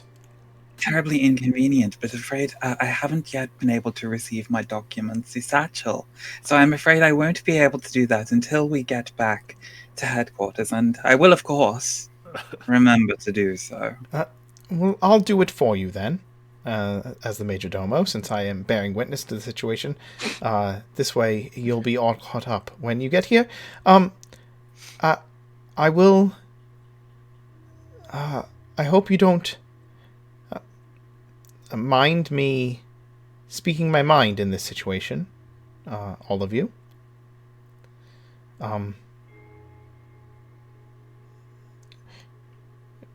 Acting,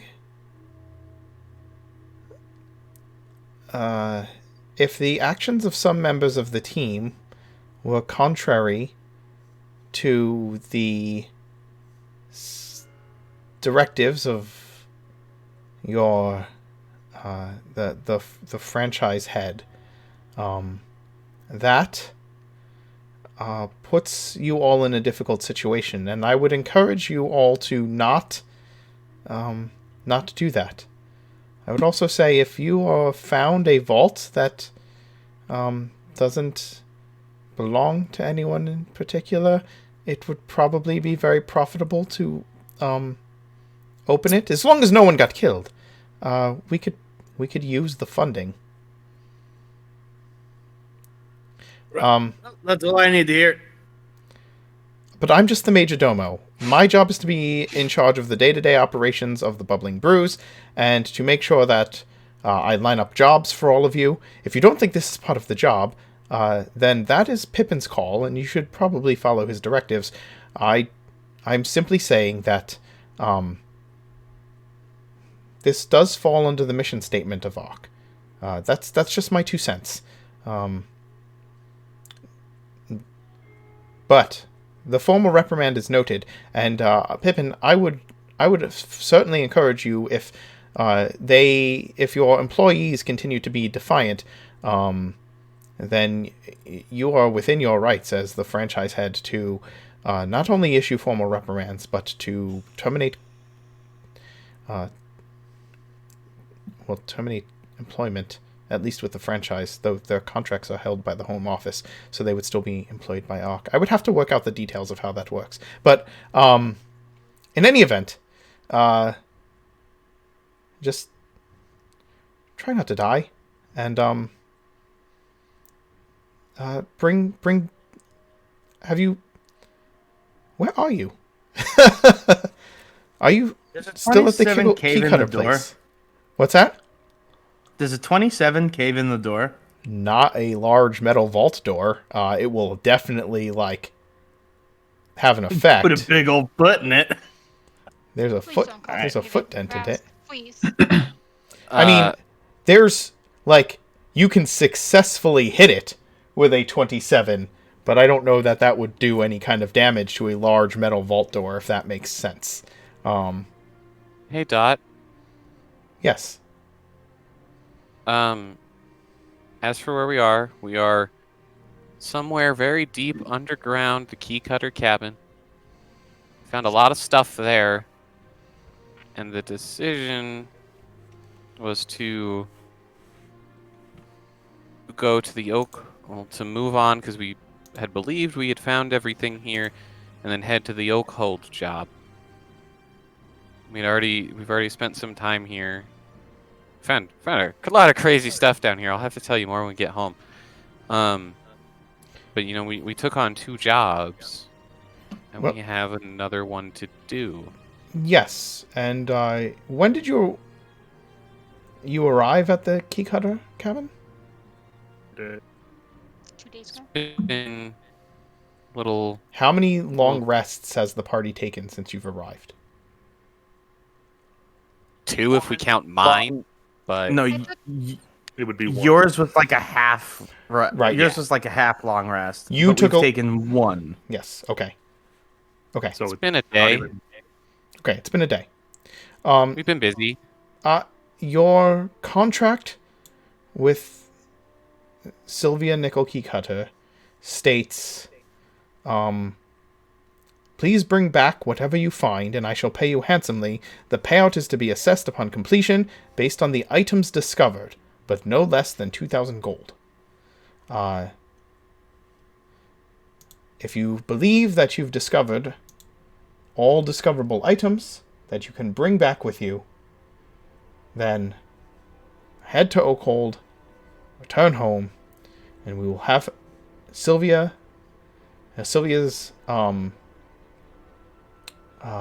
accountant assess what you found for payment. At least according to the contract. And of course, at Pippin's discretion. Okay. Second question, personal question. Have you, or would it be possible to find any jobs in or around Geneva?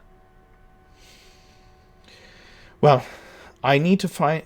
we're only allowed to get clients within our area, within our sales area. Oh. The clients... Now, if the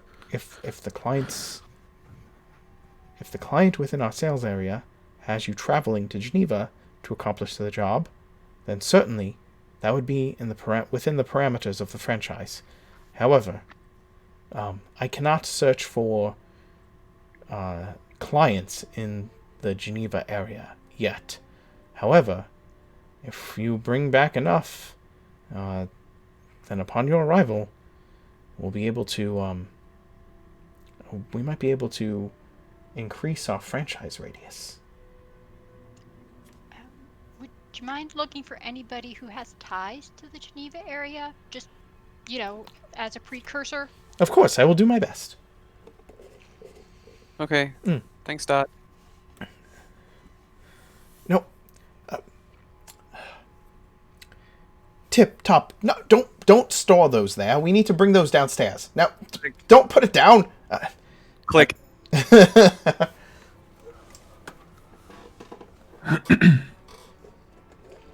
I'll take the sending stone back.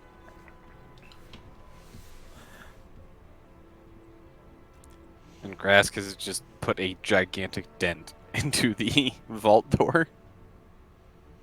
You, Grask kicks the vault door, putting a dent into it. Do you want me to roll for damage? What's that? You want me to roll for damage? Sure, roll damage. All right. This is 3d12. Or no, What? It's 4d12 Huh? Oh, because you crit. because he crit and he's a half orc and he's got savage crits. Fuck. So, This is prior going to be more than some stubbed toes. prior to venting this door, what kind of lock or whatever was on here, or? Oh my god! Grass breaks his leg kicking a door. Holy shit. Okay. I will describe to you all that happens.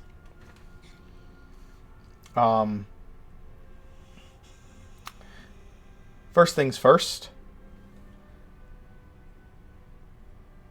I'm not sure where Dot's information leaves all of you, because she has insisted that Pippin is in charge, and that if he believes the job is completed, then you need to listen to him. And he has issued a formal reprimand, and Dot reminded him that if necessary, you can be removed from the franchise team. On the other hand, she also made it very clear that this is well within the parameters of what ARC is supposed to do, and could possibly be within the parameters of your contract with Sylvia. And that it is, and so, I do not know that she made the situation any better for anyone right now. Second of all, I'll tell you. Did for long pause. Oh. Grask kicked the door, which is a big, heavy metal door. Door. The door dents, and Grask also bounces backwards in a rattling, like, vibrating style, like in a cartoon. Yes, exactly. Having kicked this big metal door and leaving this huge dent in it. The door has one of those big vault door, like, cartoon wheels with all the spokes on it that's on the front of the vault door. And upon kicking the vault door, a pair of those stone defenders that nearly knocked the kicked Aramil's shit in, come marching out of the walls on either side of you, and step in front of the door, and say, "Cease and desist." Grask, I'm pretty sure we have the keys. Why is this such a hard concept to grasp? I will hold up the keys. Is there a keyhole in the door? There's a stone that goes with the thing. Remember, it was described kind of like the thing that was on Wendelberg's keychain? Mm-hmm. That is not how. What? No. The door I don't remember hearing that at has all. a huge vault wheel. Yeah, which makes it a combination lock, which we don't have. Well, that Chris. doesn't actually make it a combination lock. That just means it has to be spun. You can actually say what the lock looks like. Correct. When we got the keys to this place, it was described that it has like a metal, or not a metal, like a a thing on the keychain that it was similar to the stone that was on Wumbleberg's keychain. And what that thing does is deactivates magical warding when you present it. Okay. Um, So who has the keys? the vault.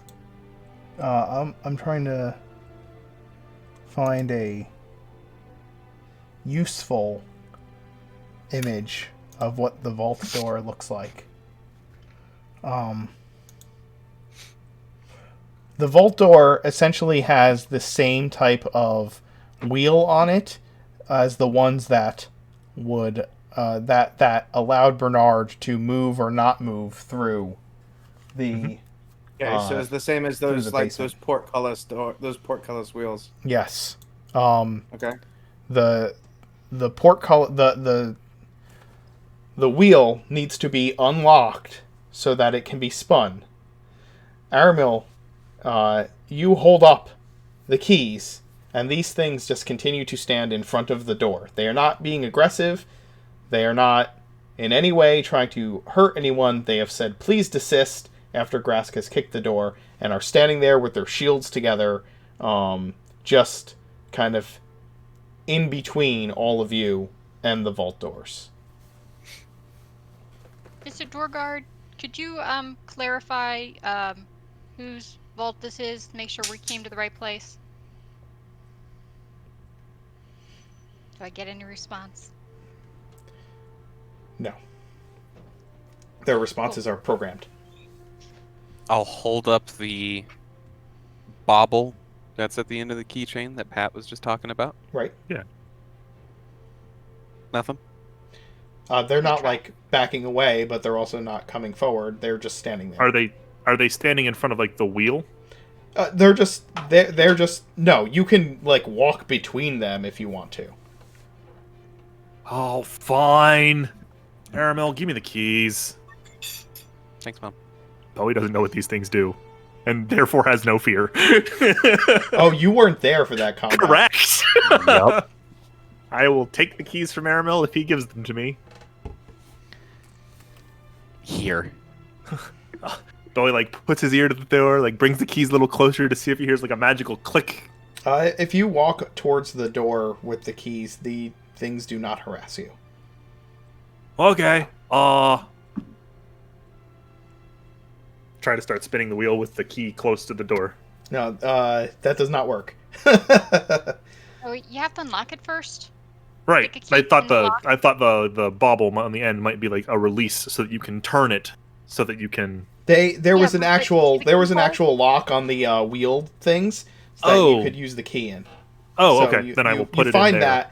that. At first, you're just like you like hold it close and you try to spin the wheel and like it's not doing anything. And Longpaw's like that's not. I thought. And then I you thought find this thing the was key the release for Yeah. the No, no. The- that's that the that thing bauble keeps you from will, killing him while you try. will let you get past like arcane lock, the spell. Yes. But then there is a an physical actual lock. physical keyhole. Okay. Yes, that you. I will It's place like the key in and yes. see what happens. It is like on the side of the wheel. So when you unlock it, you can then turn it, and you begin to turn the mechanism, and you can hear like hydraulic sounds of the vault door beginning to open. Ta-da! In like the There's- most Bowie way possible. There is the sound of air escaping, like if you open a A vacuum sealed yes. package. Mm-hmm. So it's air rushing in then. Mm-hmm. Yeah.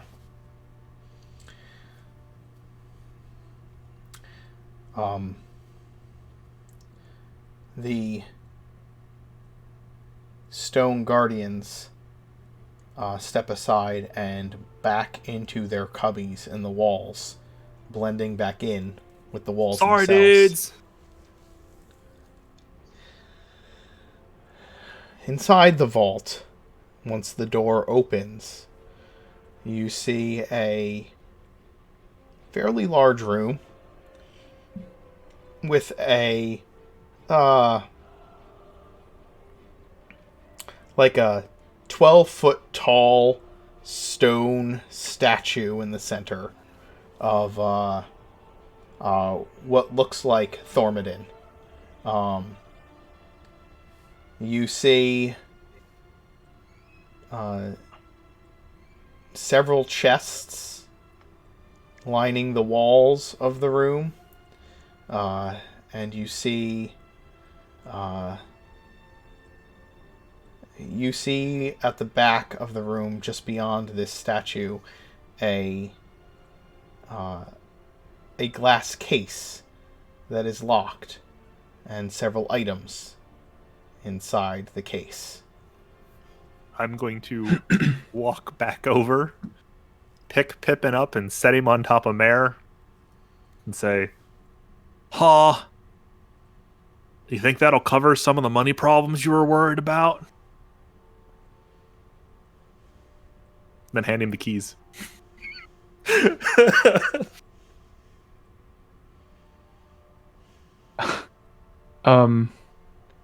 Inside Pippin's head, he kind of hoped that the words he said would have had any effect, and they had little. So he's very defeated at this point. And he's going to whisper to Bubbles, "You can be leader now."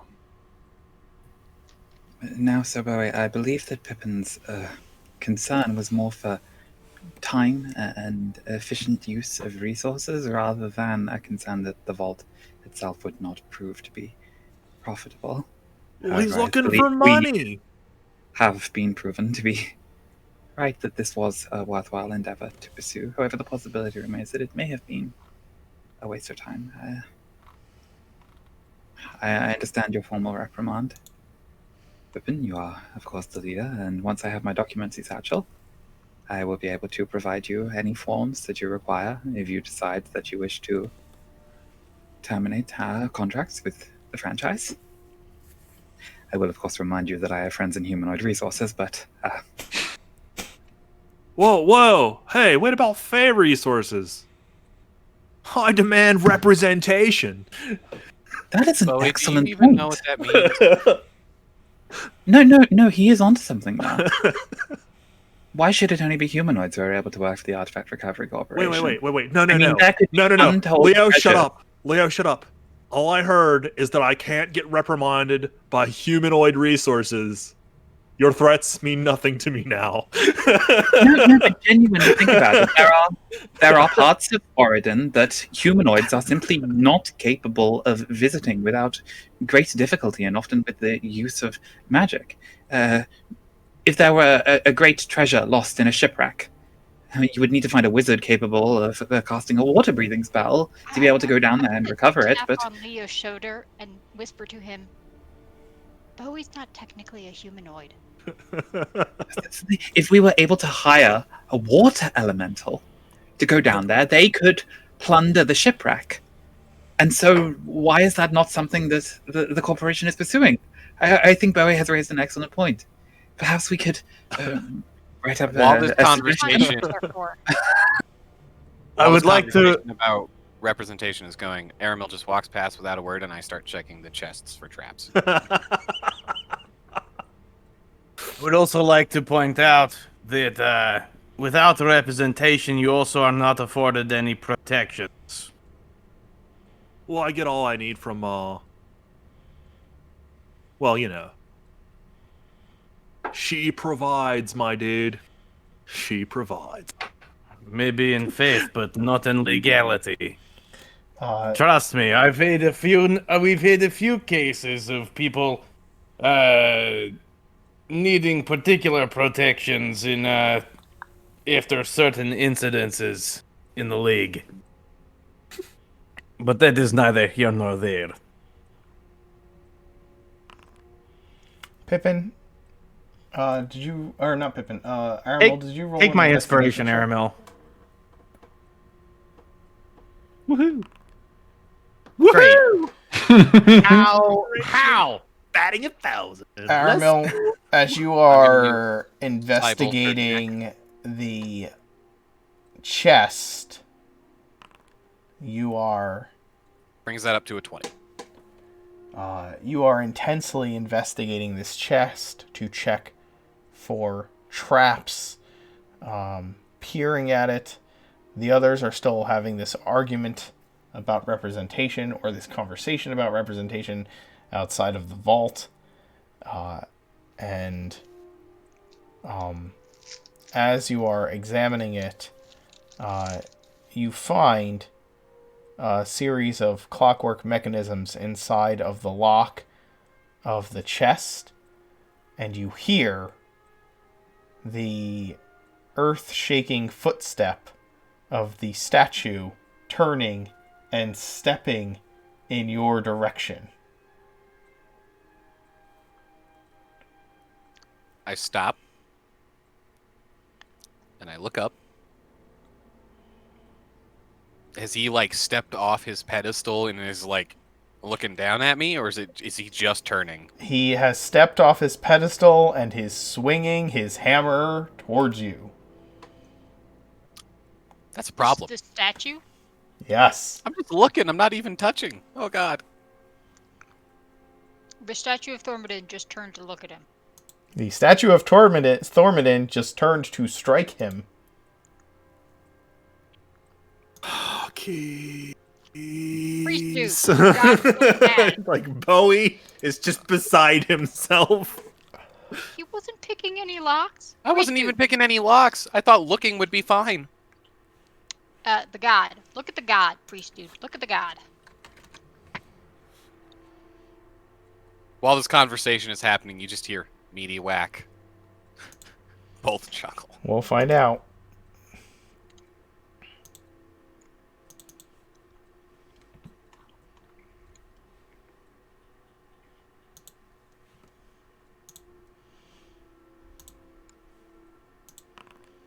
$14. Is that going to hit you? No. Okay. So you roll away. Does the chest survive? Yes, it does not hit the chest. It avoids the chest. Hold on. Why did I drop that? I need that up. The shield on Thormodin's side, or on Thormodin's other arm, comes swinging down at you as well. But a 13 is also going to miss. So the shield and the hammer come slamming down onto the ground where Aramil just was, and he rolls out of the way of this huge statue. The statue says nothing. Large. Leo? It's a large statue. Leo, Thormodin is very angry with me, and I will bonus action disengage out of the vault. Okay. Leopold will step up, present his shield so that the symbol is present, and call out in Dwarvish. We come in peace. We are friends to the Iron Cane. And we have peace. Based on that reaction, I think he wants us to leave in pieces. The stone statue starts moving quickly in the direction of the door. Not in a peaceful manner. Based on its motion and its movement, does Leopold get the sense that this is like a clockwork construction, or that this is something that's magical in origin? Give me a Arcana. I think it's Arcana. Or Tinker's Tools, if you have that. Well, Pippin Hey! I'm offering options, that's all. 14. No, I know. I was just saying, for as far as keys go, Pippin has them, so I didn't present Pippin's them. holding them and is setting on Mare. Yes. 14. This is some kind of construct. Okay, that's not good. I think Pippin would act as Aramil gets attacked. He would stand up on Mare's saddle, he has potions at the ready. He's going to drink an elixir of boldness, and then instantly cast acid arrow at the construct. Why are we fighting the construct? Because they attacked Aramil. You have the keys. You have the keys. The acid arrow will. That's 12. It's a 1. Misses automatically, unfortunately. Yeah. It misses the creature. However, I believe acid arrow has secondary effects. If it hits the Splash creature. damage.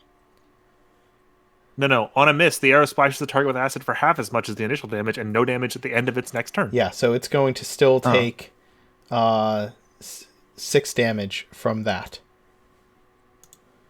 Well, 8. Can we Plus go the ahead and roll alchemical. initiative? Oh, right, 8. Yes, we can go ahead and roll the initiative. Actually, wait, just a second. I need to put everybody on the initiative order. Hold on.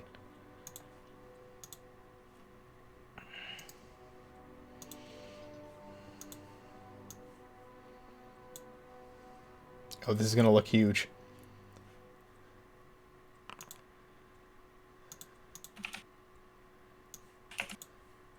Everybody's Leo going to got look a- huge. Initiative, Leo. Leo got a 1. That checks out. It's Stormidin. Of course he won't harm me. Ow! Yeah, Leo is as paralyzed as he's always been. But I'm bummed. Well, he is sort of fighting a statue, and he kind of was a statue, so... Okay, here's what I think happened, right? The clerics of Robin stole all the good initiative rolls from every other cleric in Oregon. That tracks. Okay. Aramil, you rolled a... Alright, 13. okay.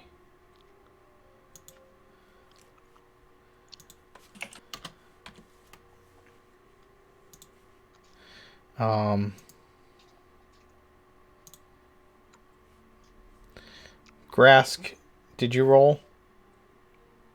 It had me on the initiative tracker, but I can't see the thing. Like, it didn't pop up. Yeah, am I supposed to be seeing the basement? No, I didn't put us on a On a map. on a map. Just checking. Yeah. So do you want me to roll again? I don't mind. Oh, hold on. I know why. I'm an idiot. Hey. There you go. Grask, what was your original initiative? 20. Mine was 16. Mine I think was I need to roll 19. anyway.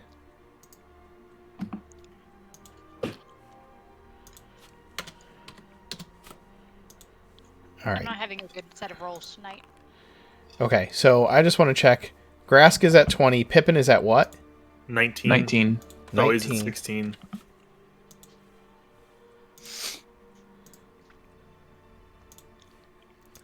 Bowie's at 16. Long Pause is at 13. 13.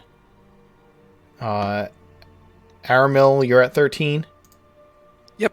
And Leo is at what now? 1. 1? Okay. Alright, so this thing swung at Aramil. Aramil ran out of the room.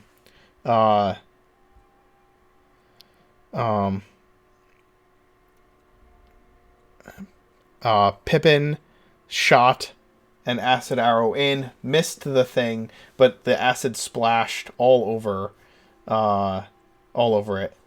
And now we will go to initiative and Grask. It is your action.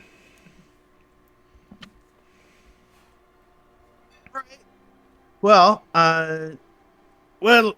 sorry, Thornwooden, but I cannot let you harm my friends. So we're going to have to do this one of two ways. The one way is I rage, and then reckless attack. How many rages do you have left? He hadn't used any of his rages when he was fighting the ice methods. But you used rages to like deal with traps and stuff.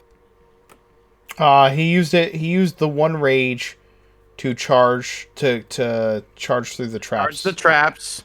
So I have 3 rages left.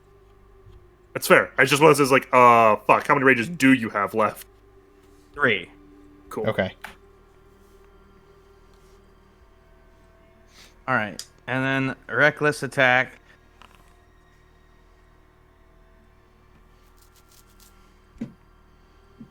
Uh, 16. And I think I've got a second attack. Hey, does Mayor show up? Uh, Get in on this? Mare Mare. will just attack on mine. That's Yeah. the easiest way. Yes. And then another crit. Oh, damn. So you rush in, you rage, you attack for 16. The 16 is going to just bounce harmlessly off the stone of this thing, and then you crit against it. Which means that it deals 1d6 radiant damage, 1d6 plus 3 radiant damage. So 8 radiant damage, and then... Well, no, that's actually 2d6. Plus 3.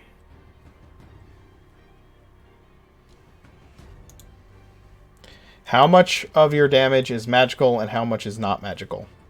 Just the radiant. Everything else is non-magical. Okay, and how much radiant damage did you do? 15. I do 2d... Well, no, because I'm rolling it at advantage for some reason. Oh, because I'm rolling everything with advantage. Hold up. Okay, so... Well, you and then I Divine roll Fury in another there twice. 1d6. Yeah. You have Divine Fury in there twice, so that's So 4, plus 8. 5, 9 plus 3. So 12 radiant damage. 12 radiant damage. Okay. You do 12 radiant damage to the thing. Yeah, because if it is what I think it is, it's immune to non-magical damage. But that's not what I wanted. Like, that's not the important part. The important part is I need an athletics check from it, because I am going to be using my superior technique fighting style, and we are going to grapple it. Oh. Okay. It needs a what check? It needs an athletics check. Okay. And I get to add a d6 to my athletics check, which is at advantage. Understood. Ouch. It rolls a 19. It rolled a 19, or its total is a 19? Its total is a 19. A 19. Oh, you tied. Uh, I don't know what happens in the event of a tie with a grapple. yeah. I don't know I have who more wins, is uses. my I question. have more uses of Flash of Genius that I can use. Is that a reaction? Yes. Never mind. Forget all that, because I had to rage as my bonus action. You Grappling did. strike takes a bonus action. Okay, so you didn't forget do that. that. Okay. I did not do that. I just swung impotently at it. Yes. So he hits the stone leg or hip of this thing with his first attack, and it does absolutely nothing. And then he hits the stone thing with his second attack, rearing back and giving it all of his strength. And you've seen Grask hit like this before. He hits when he's hit things like this, like it has destroyed them. And this time his fist just stops, and you see the radiant power of his rage like chip part of this stone statue, but it is otherwise completely unfazed by Grask's attacks. Pippin, what do you do when you see this? You ate pants. Okay, so just for I just want to know where everyone is. So the door, the the golem is on the threshold of the door or still inside? It is still inside of the vault. Grask just ran over the the threshold of the vault to get to it. It's just on the other side of the doors. Okay. The door is big enough that it can walk out of it. Okay, this is like a giant vault door, right? Do you look at Bowie, who is standing right next to you? Pippin, what are you doing? I'll Yes, ask you that's that. the question. Sorry, I'm reading spells. Okay. This thing attacked Aramil, and Grask is currently engaged with it. So Yes. I'm going to keep firing. Okay. I'm going to do another acid arrow, I guess. Go for it. That will That's hit. Okay. That is a direct hit. It hits it for 14 acid damage. It will take an additional 8 damage, so it takes 4 alchemical savant damage. So it's going to take 18 now and 8 in the is it every round or on the additional on the next round? Next turn. Okay, so on its next on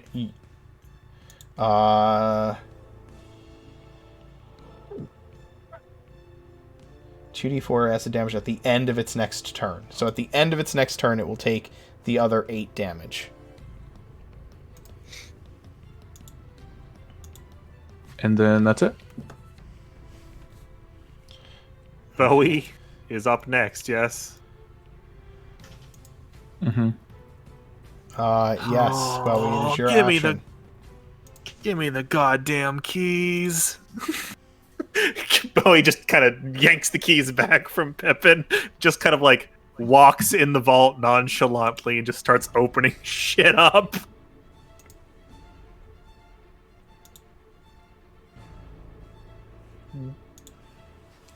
Closest chest. Bowie puts the key in and attempts to unlock it.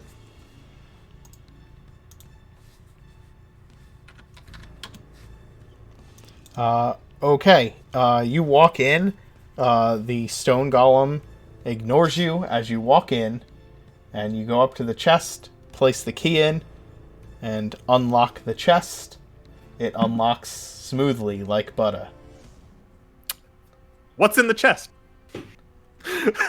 Gems and ore. Oh. Shiny ore. Hey, here's your money. Continuing on. That's my turn. The stone golem. The stone golem will attack Grask.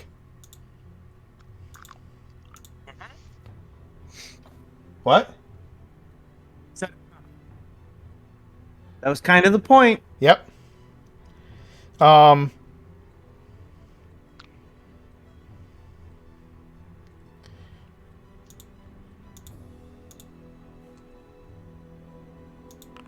You reckless attacked? Yeah, Grask? it gets advantage. Okay, so 19 to hit with the first attack, and 28 to hit with the second attack.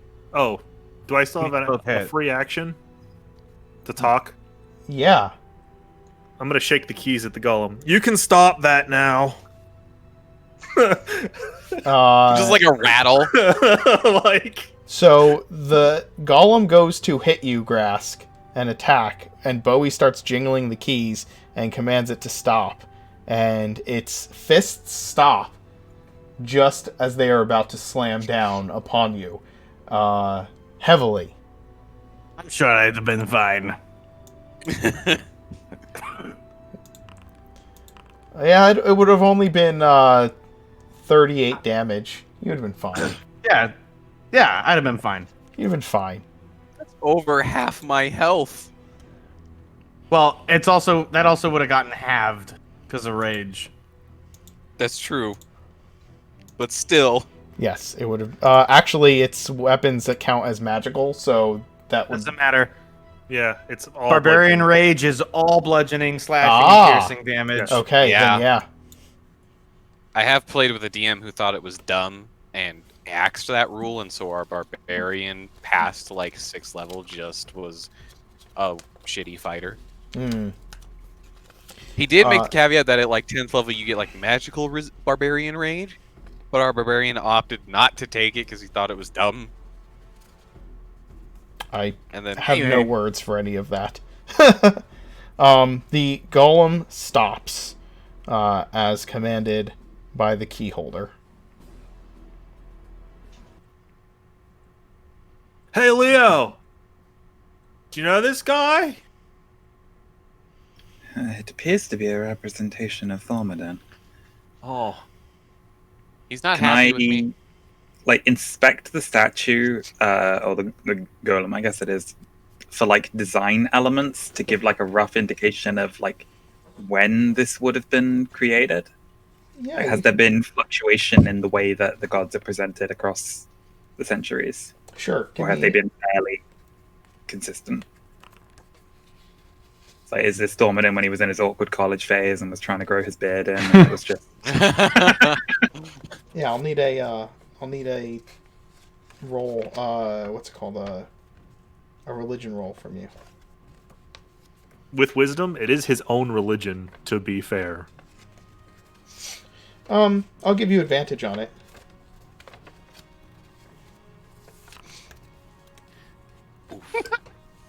This is why intelligence-based religion checks are dumb. The Yeah, I dude don't get literally doesn't know what his own god looks like. I Dumb. mean, He does. he just doesn't. The question was about the design notes on how this is carved, right? Like, and Leo, like, it looks like Thormodon. It was recognizable as Thormodon when you looked at it, right? But, like, as far as what period it was, like, the art was from, like, or the like... It's basically that Leopold's like a dweeaboo. He wants to be a dwarf, but he doesn't have stone canning.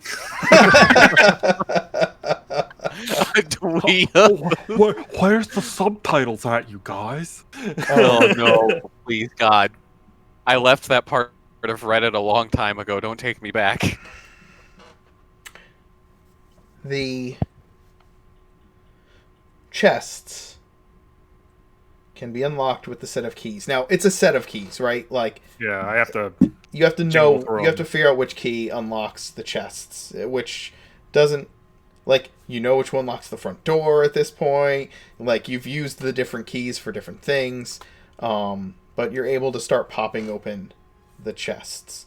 Inside the chests, basically, the chests contain either gems, unworked platinum, unworked gold, unworked silver, things like that. And the case in the back has several items behind glass. Hey, Leo, you're a smith, right? I like to think myself one. I can take a look. Perhaps Pippin as well. I know alchemy is more your strong point, but you may be able to identify a couple of these. Any of this stuff useful for you guys? And Bowie kind of points to the gems in the metal. It's all useful. It's not even like coins. How do we even spend it? I can take care of Well, I heard about this. You basically just get people to give you the amount of gold equal to whatever or how much ever that chunk is worth. So we can't spend it. Pay But a we bartender with one of these, and he kind of just like picks up a gold ingot and is like, it. Bowie "This Any is bar- useless." would take it and let you have drinks for the rest of the night. I believe that Aramel is correct. These would be sort of raw materials, not something that we could necessarily use as a barter currency, but perhaps something that we would be able to sell to somebody who would be able to make use of them. Fortunately, Sounds we like- keep it far away, and we would probably be able to turn quite a tidy sum. Things like gold bars are for transportation of large amounts of money all at once, considering that gold pieces themselves take up far more space than folded ingots.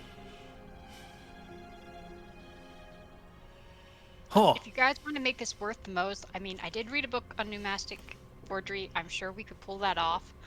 Then it'd be worth even more. But that does get into kind of a gray area. Although since we work in artifacts, maybe that makes it a white area. I'm not sure. I'm not a lawyer. The question I've got is how much are we going to take and how are we moving? We're going to take almost none of it because it's heavy and somebody ran off without the cart. So we can't haul everything back. There is a large sealed iron barrel in here as well. Sealed like with a keyhole? Literal bag of holding. It is a barrel of holding, suspect. What's in the case? After I've unlocked all the chests. Sure, yeah. What's in the case? What's in the fucking box? Okay. When I say it's a large sealed iron barrel, I'm talking large as in the creature size, not as in a descriptor. Oh. So like in a brewery. Yes. Gotcha. So it's like a supersized wine cask. I'm going to tap on it and see if it sounds like anything sloshing inside. No. But you do hear the sounds of... It's hollow.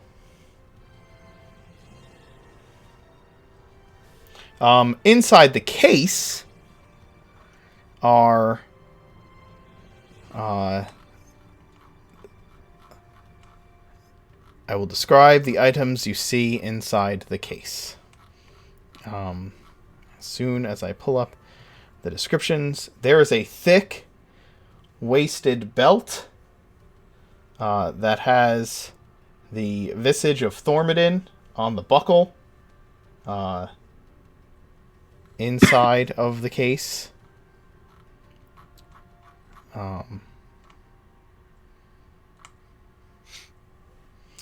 There is a...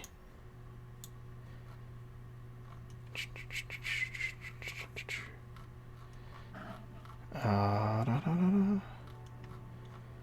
sorry, I'm looking for descriptions and don't just want to give you words. I do want to say, as Leopold kind of mentioned to Pippin that maybe he could identify things, Pippin would have gone over to the case with Leopold. Leo, thank you for acting official and civil after my so-called display of authority. But I'd like a word with you later on, in private, if that's all right. That is fine.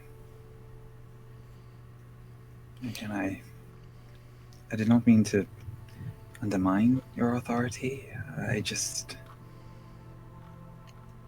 disagreed strongly with your sentiments. And I just wish that we could come to better group decisions.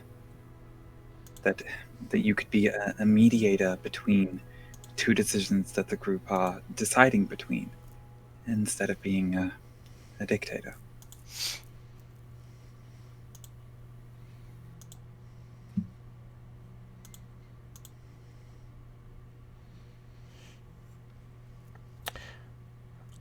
There is a... let's see, where is this so that I can describe it to you?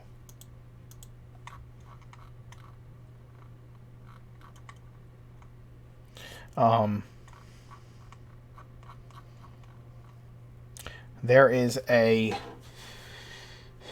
ornately decorated double-bladed javelin with lightning bolt-like blades coming out of either side. Javelin or a spear? It is a javelin. Rip.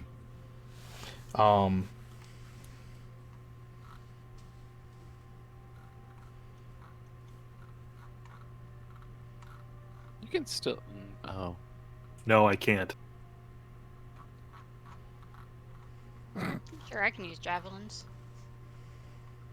No, I was thinking it's like, oh, you could still stab with a javelin, but no, you can't.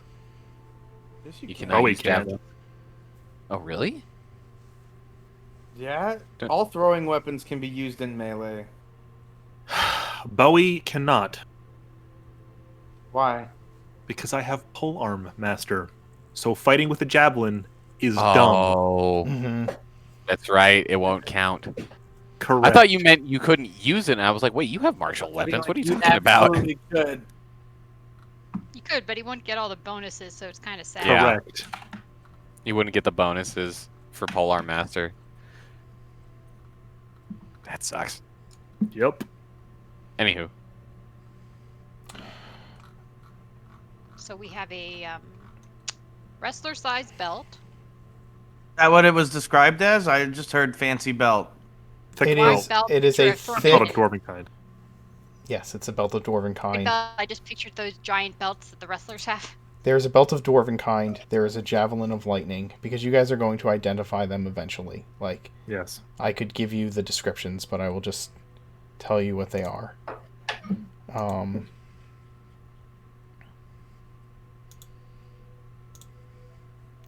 Uh, Ooh.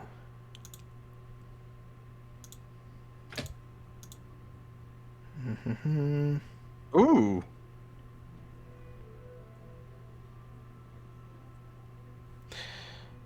there's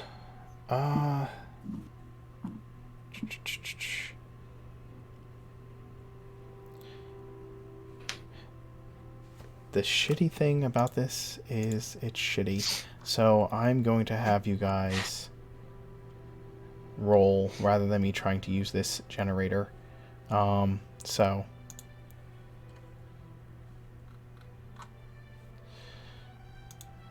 roll 1d100.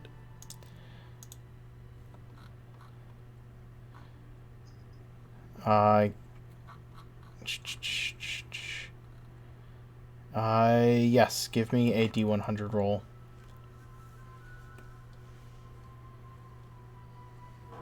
$67.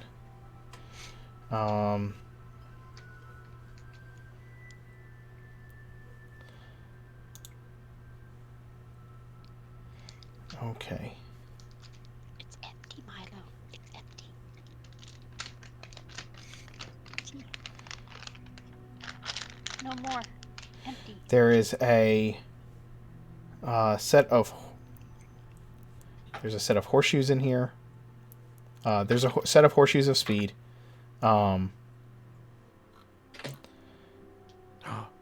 We can have a lightning fast biscuit.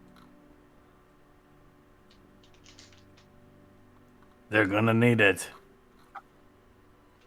Wait. because that cart is heavy. Oh no, you have goat hooves. Never mind. Staple him on the Bowie. That was my thought, and then I was like, no, that doesn't That's work. rude. It won't. It won't work. Actually, it will. Wrong foot shape. I mean, it's the wrong foot shape, but technically, if you put all four of them on Bowie, his walking speed would increase by 30 feet. Can he wear them as like a giant chain, like a Flava Flav No, chain? while all four shoes are affixed to the hooves of a horse or similar creature, they increase the walking Oh. speed by 30 feet. Are your hooves big enough to hold 2 sets of horseshoes each? Or No. 3 sets of horseshoes? Dang. Pretty sure they're Oh well, not. that would have He'd been have to be a- hilarious. he'd have to be a satar. A satar. A satar. Instead of a centaur.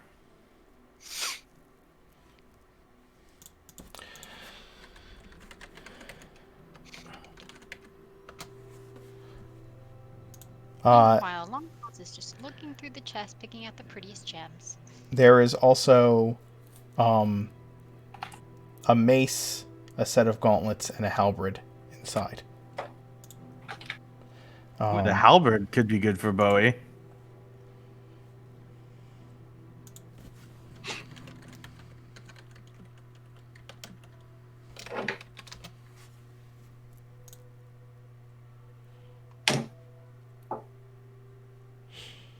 So yeah. Um,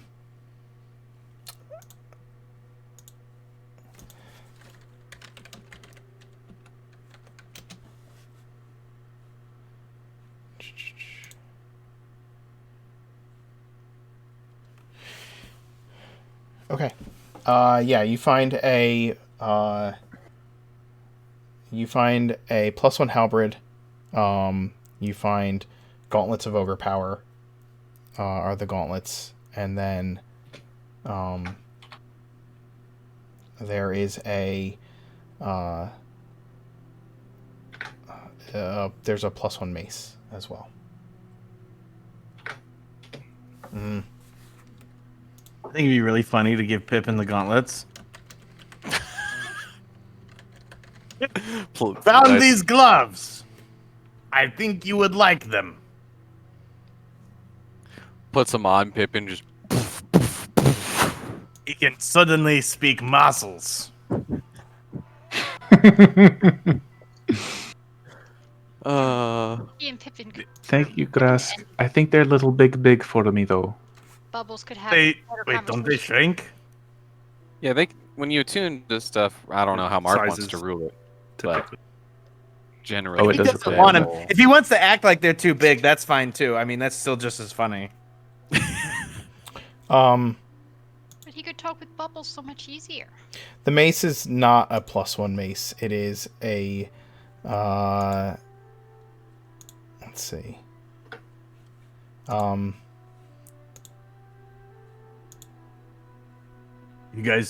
Do you guys mind if I take the belt? I mean, it's only fitting. Who else is gonna wear a belt like that? Leo, it's a belt I'm of dwarven literally a cleric of Thormodin. The mace is He was my first thought too. And Leopold's just like gesturing to the face of Thormodin on the belt and gesturing up to the face on the golem that are like identical. yes, they are. I agree. It's I a- agree. It it- would look better on me. It's a mace of terror, guys. It's a mace of terror.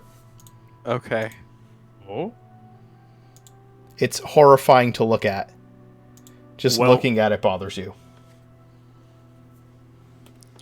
No, Leo. Okay, Leo, you make a pretty You decent make a point there. you make a compelling point, Leopold.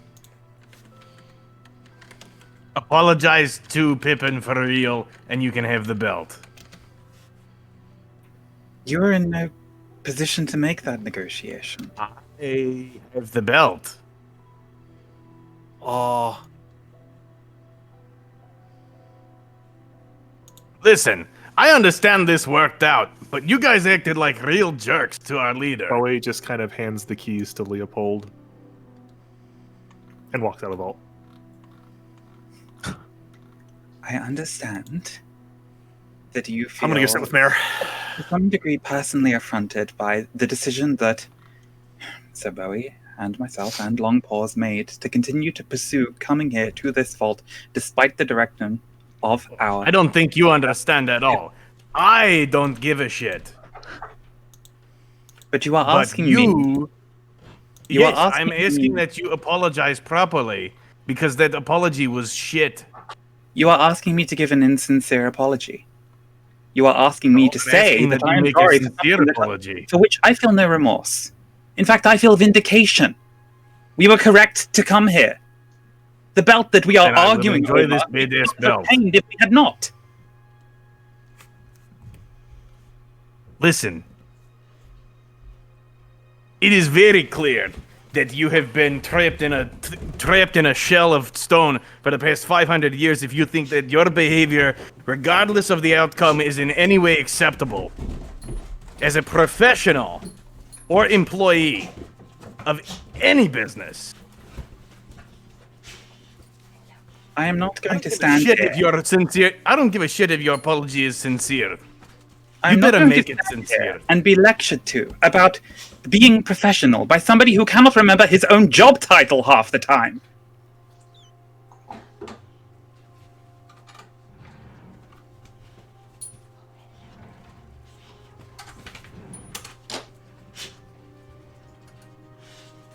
Guys, please stop.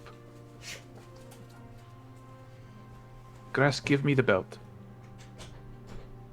Okay. And I'm going to give it to Leopold.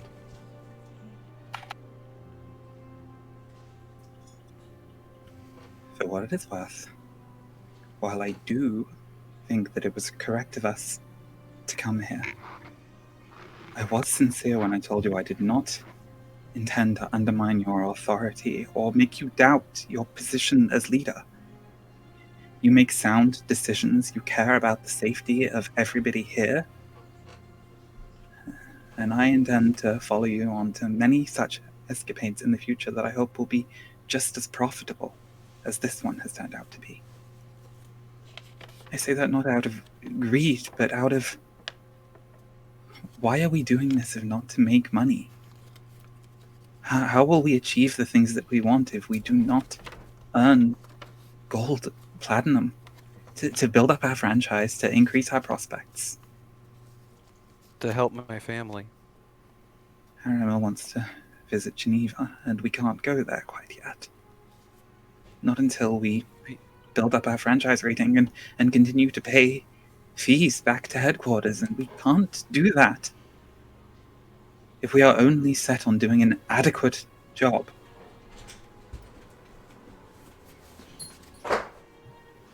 I'm sorry I was short with you, Grask. I wish for us to have a civil working relationship, even if that is all that it will be. Leo, do you know how many times I have beaten the shit out of my best friends when I was a wrestler?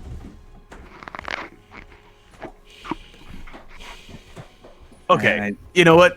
I'll spare you the guessing. It's been a lot of times. I have gone my entire life fighting friends, fighting enemies. Look, just because you fight doesn't mean you hate each other. I disagreed with the course of action you guys took, and it ended up paying off. I can get by it. It's not a big deal. All I ask is that you guys show a little bit more deference to the person that's been put in charge of us.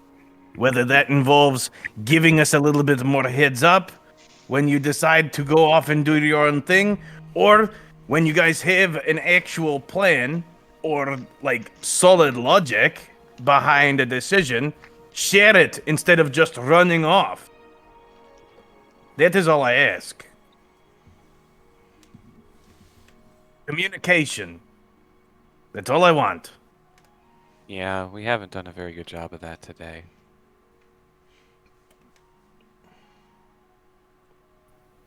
But I have a different question. How are we going to get all this crap out of here? We're not. Well, give me a do little while mind to attune to this, and that should help plenty. I am going Listen. to walk over to the barrel. I have an idea if anybody wants to listen. What's your plan? Leo, can you tell your buddy Thormadin to raise his arms up and down? I can try. I have no guarantee that he'll listen. Bowie, could I have the keys for a moment? He already gave you the keys. I already gave you the keys and walked away. Yeah, he Bowie gave has me not the been keys here for and this walked entire out of the conversation. vault. Sorry, I must have missed that moment. Yeah. You stuck them on your arm while you were waving them around talking. It's like a bracelet. Just whoosh. Oh. Gotta call out in Dwarvish. Hello, hi, I'm Leopold. It's nice to meet you. Would you do me the favor of raising your arms up over your head? The golem does not. Please? I will say that after being told to stop attacking, the golem has gotten back up on his platform and has returned to statue mode. Okay. When you ask him to, if he will raise his arms up and ask him please, it does not respond. Okay. I'll head over to the barrel. Never mind. The golem is not like a shield. I can't assume. You're running attempts, What's right? that? You're running tests, right? But the golem is not like a shield guardian. It's not like if you have the command amulet, you can tell it what to do. The thing just has returned to being inert. I'll just say that. Meanwhile, while Longpaws has been trying very hard to ignore the uncomfortable conversation going on in the room, she was digging through chests looking for gems of interest and also for anything indicating that this is legally owned by anybody else. I think the fact that the keys opened all the chests shows that they are... No, that means that it was once legally owned by somebody else. That does not mean that there is current proof of ownership. What's Oridan's equivalent of abandoned property laws? Oh, good God. This is dozens of miles away from the key cutter residence. And The spirit of fairness. And how thick is the dust in here? Very. About as thick as your logic. Aramil, you said you were banging on the barrel, or what are you doing with the barrel? I'm headed over to the barrel. I want to look at it. Is there like a lock on this barrel, or does it look like something I would just be able to... There's not a lock. It is sealed, like sealed. It's not like there's a lid you can pop open, right? It is. Oh. Yeah. Gotcha. So it's like a sealed oil. Correct. If you'd like to examine it, I will need an investigation roll. I shall investigate. Oh! It's a barrel. Somebody, for the love of God, give this motherfucker their inspiration. I He don't has think not there's any rolled above left. a 15 all This is the effing longest- night. This is the longest Mark's gone without giving inspiration. I don't think anyone has inspiration to give. Yeah, I know. Is the issue. I don't. Sorry, Yep, all bud. used up. It's a barrel. It's a barrel. Metal barrel. Metal barrel. You know, instead of giving him inspiration, he is performing a task. Someone can give him the fucking help action. That is a possibility. Not proficient in investigation. Fair. And I'm Yeah, I not can do there. that. I mean, can't he just take his time? We're not under attack or nothing. That's also He can use his true. passive. He can use His passive would just be 19. That's Yeah. true. Okay. Ah, I God, will- why is my computer suddenly going really slow? We may I become a will- Taking slideshow this for a mace. moment. My first pass doesn't do anything, so I'm like, give me a minute, and I'll take time and take my passive, which I guess is a thing we can do in this edition, and get a 19 to investigate this barrel. Okay. The DC is a 20, but I'm going to give it to you. Because it's no fun if I don't. Well, Somebody I gives said him a help. help. If somebody gives him a help, that raises it to 24. Yeah, like, That's there's true. all sorts of reasons. You find a hidden catch in the barrel. You can release it. Is I this got what I something. think it is? Black pudding comes flowing No, out. I know what this is. I know what this is.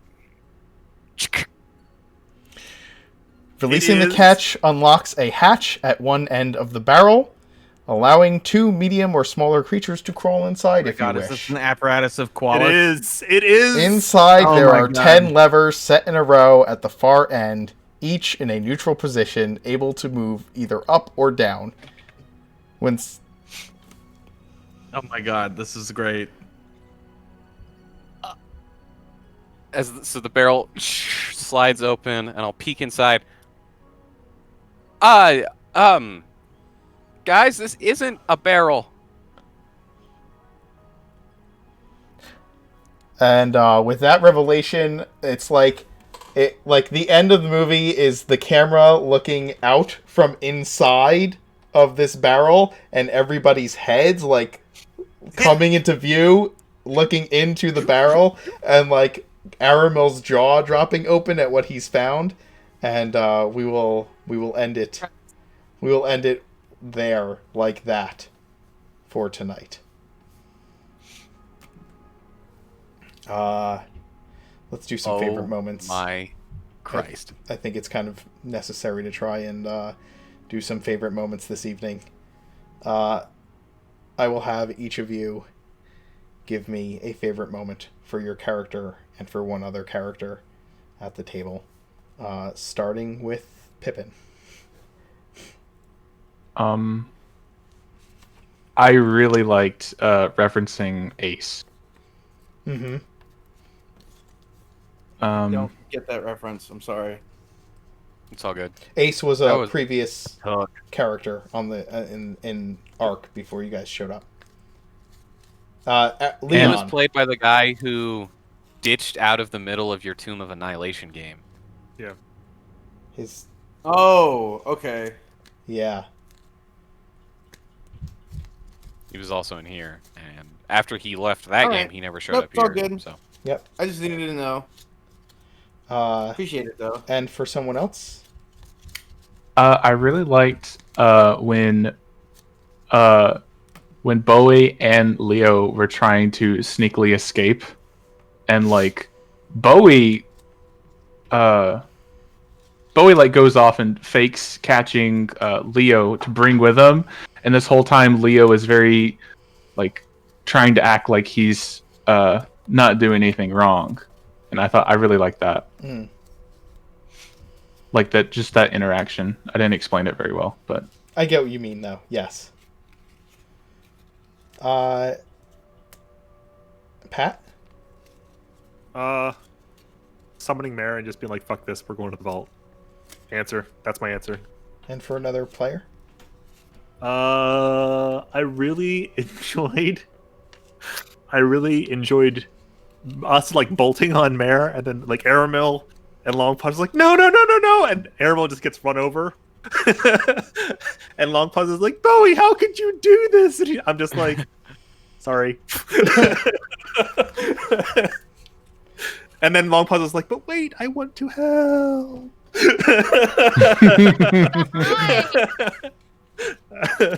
You took my cat and you ran away. David? Favorite Leo moment? Yeah, just the fact that Bowie was like, I'm gonna go to the bathroom, and Leopold's trying to be like, well, I'd better go with him because you never know what kind of horrible monsters there might be down here, so somebody should really be watching him. And then Leopold like telling Bowie, like, if Pippin asks, I need you to tell him that I was trying to stop you. Because it basically it's like Leopold being the Documancer, where it's like, I'm looking for the loophole. Like, I can't actually go, even though I really want to. So it's like, well, here's a way where I can, because I'm like, I have this excuse I can give of the like, God. oh no, Bowie just ran and I had to stop him. That's why I'm here. And then I have to agree, the whole scene of just generally like everything that happened after that, of like Longballs and Aramel both doing the rogue thing and just taking off after us. Like Aramel genuinely, sincerely trying to stop and then getting flattened cartoon style, whereas Longballs is just like, don't go without me, goddammit, that's my cat. And then meanwhile, the argument between like Pippin and Grass, where Grass's first instinct was to like just take the minecart and go after them, and Pippin was like, okay, please don't run them over. I am angry too. But please don't actually kill them. Long pause? Take your favorite long pause moment. Oh. I enjoyed tackling Bowie. Hmm. I'm really annoyed at him for getting out of it and getting back on the cat and leaving without me.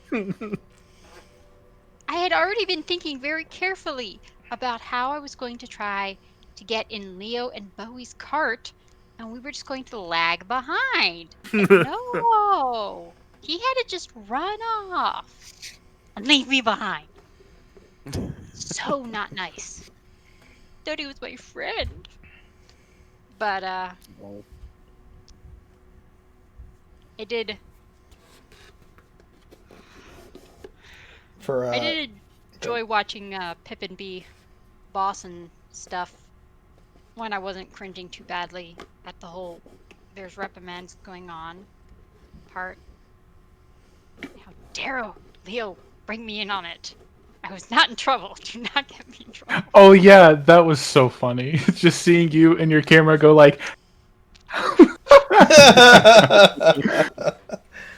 You leave me out of this. He didn't reprimand me. Don't get me in trouble with the boss. But, Gage? yeah. Favorite Aramo moment? Probably trying to read the tension in the room, Mm-hmm. and then my attempts at maybe trying to mediate the situation more peacefully was immediately shattered. Favorite moment for another character? Pippin whispering Bubbles that she can lead now. Aww. Chris, favorite Grask moment? Probably giving like the pro wrestler equivalent of the "I'm not mad, I'm just disappointed," where he was like, "Look, I've fought with friends, I've fought with enemies. Just because I fight with somebody doesn't mean that I dislike them."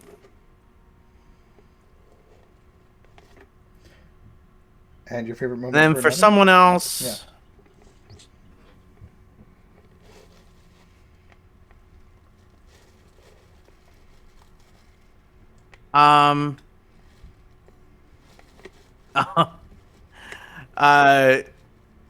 casting slow on everybody chasing after the group That was really was brilliant. pretty brilliant. Even though it didn't work, the attempt was solid.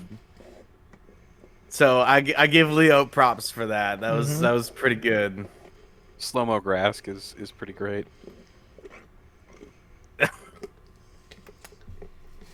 Yeah. Oh.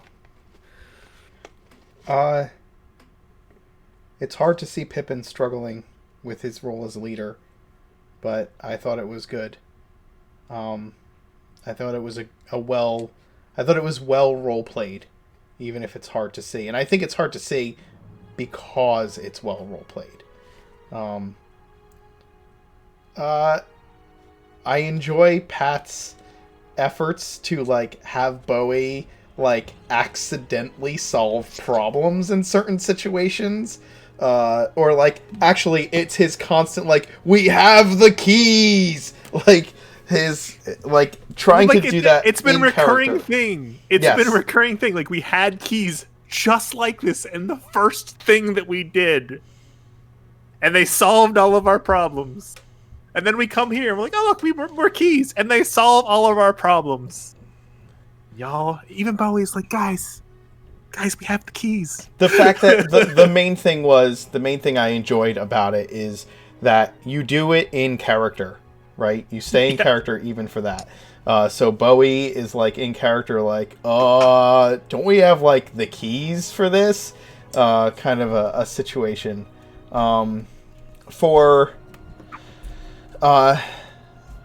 David, there was a moment, the moment where like the drunkenness wore off and Leo had to like get himself under control for the fact that he was like miles and miles underground.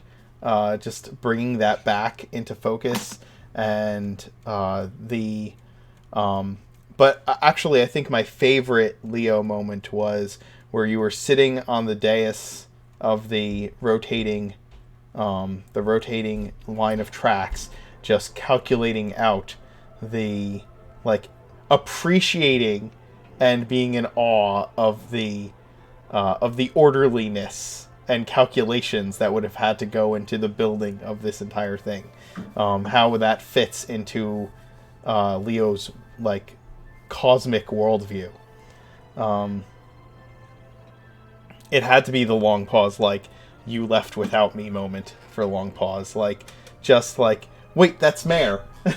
Like, That's my car. yeah. I also give a quick shout out to Longpaw's turning the hand crank and calling attention to the fact of like, hey everyone, come look at the crank turn, and you can't see me, so it just looks like it's turning itself. Yeah. She's like, why does it She's like, no one can see me. Why don't they notice me? Like, that's...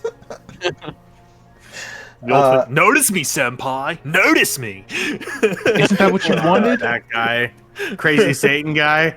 Oh, good God. Come on, that's like Classic. the perfect thing for the social issues. They can't actually see me, but they can still see me doing something cool. So, you know. For Aramil, you nailed it on the head. Just the trying to read the room and find out why there's so much tension right now, and try and see if you can't figure out how to kind of like remedy the situation. And it like the kid like sitting there awkwardly at the dinner table while his parents are like angry with each other, or like Yep. it was kind of that Breaking Bad moment where Jesse's just like drinking the water, like looking around the table. Yeah. Freaking love that episode.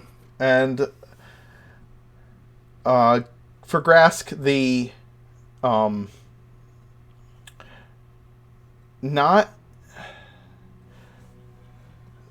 the part about the belt, but Grask's frustration that, like, the conversation between Grask and Leo at the end, after the conversation about the belt, where it was like, I just want you guys to, like, communicate, like, listen to Pippin, he's supposed to be in charge, and let's, like, can we not just talk about these things and tell us where you're going and make these decisions instead of just, like, running off?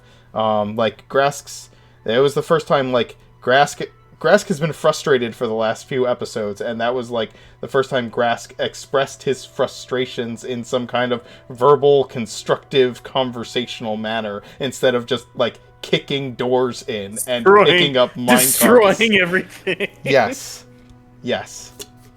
Well, he couldn't destroy the stuff here, so he had to try a different method. Mm-hmm. I enjoyed playing Doc. he's- That was my favorite moment tonight, for me. It was a good moment. So,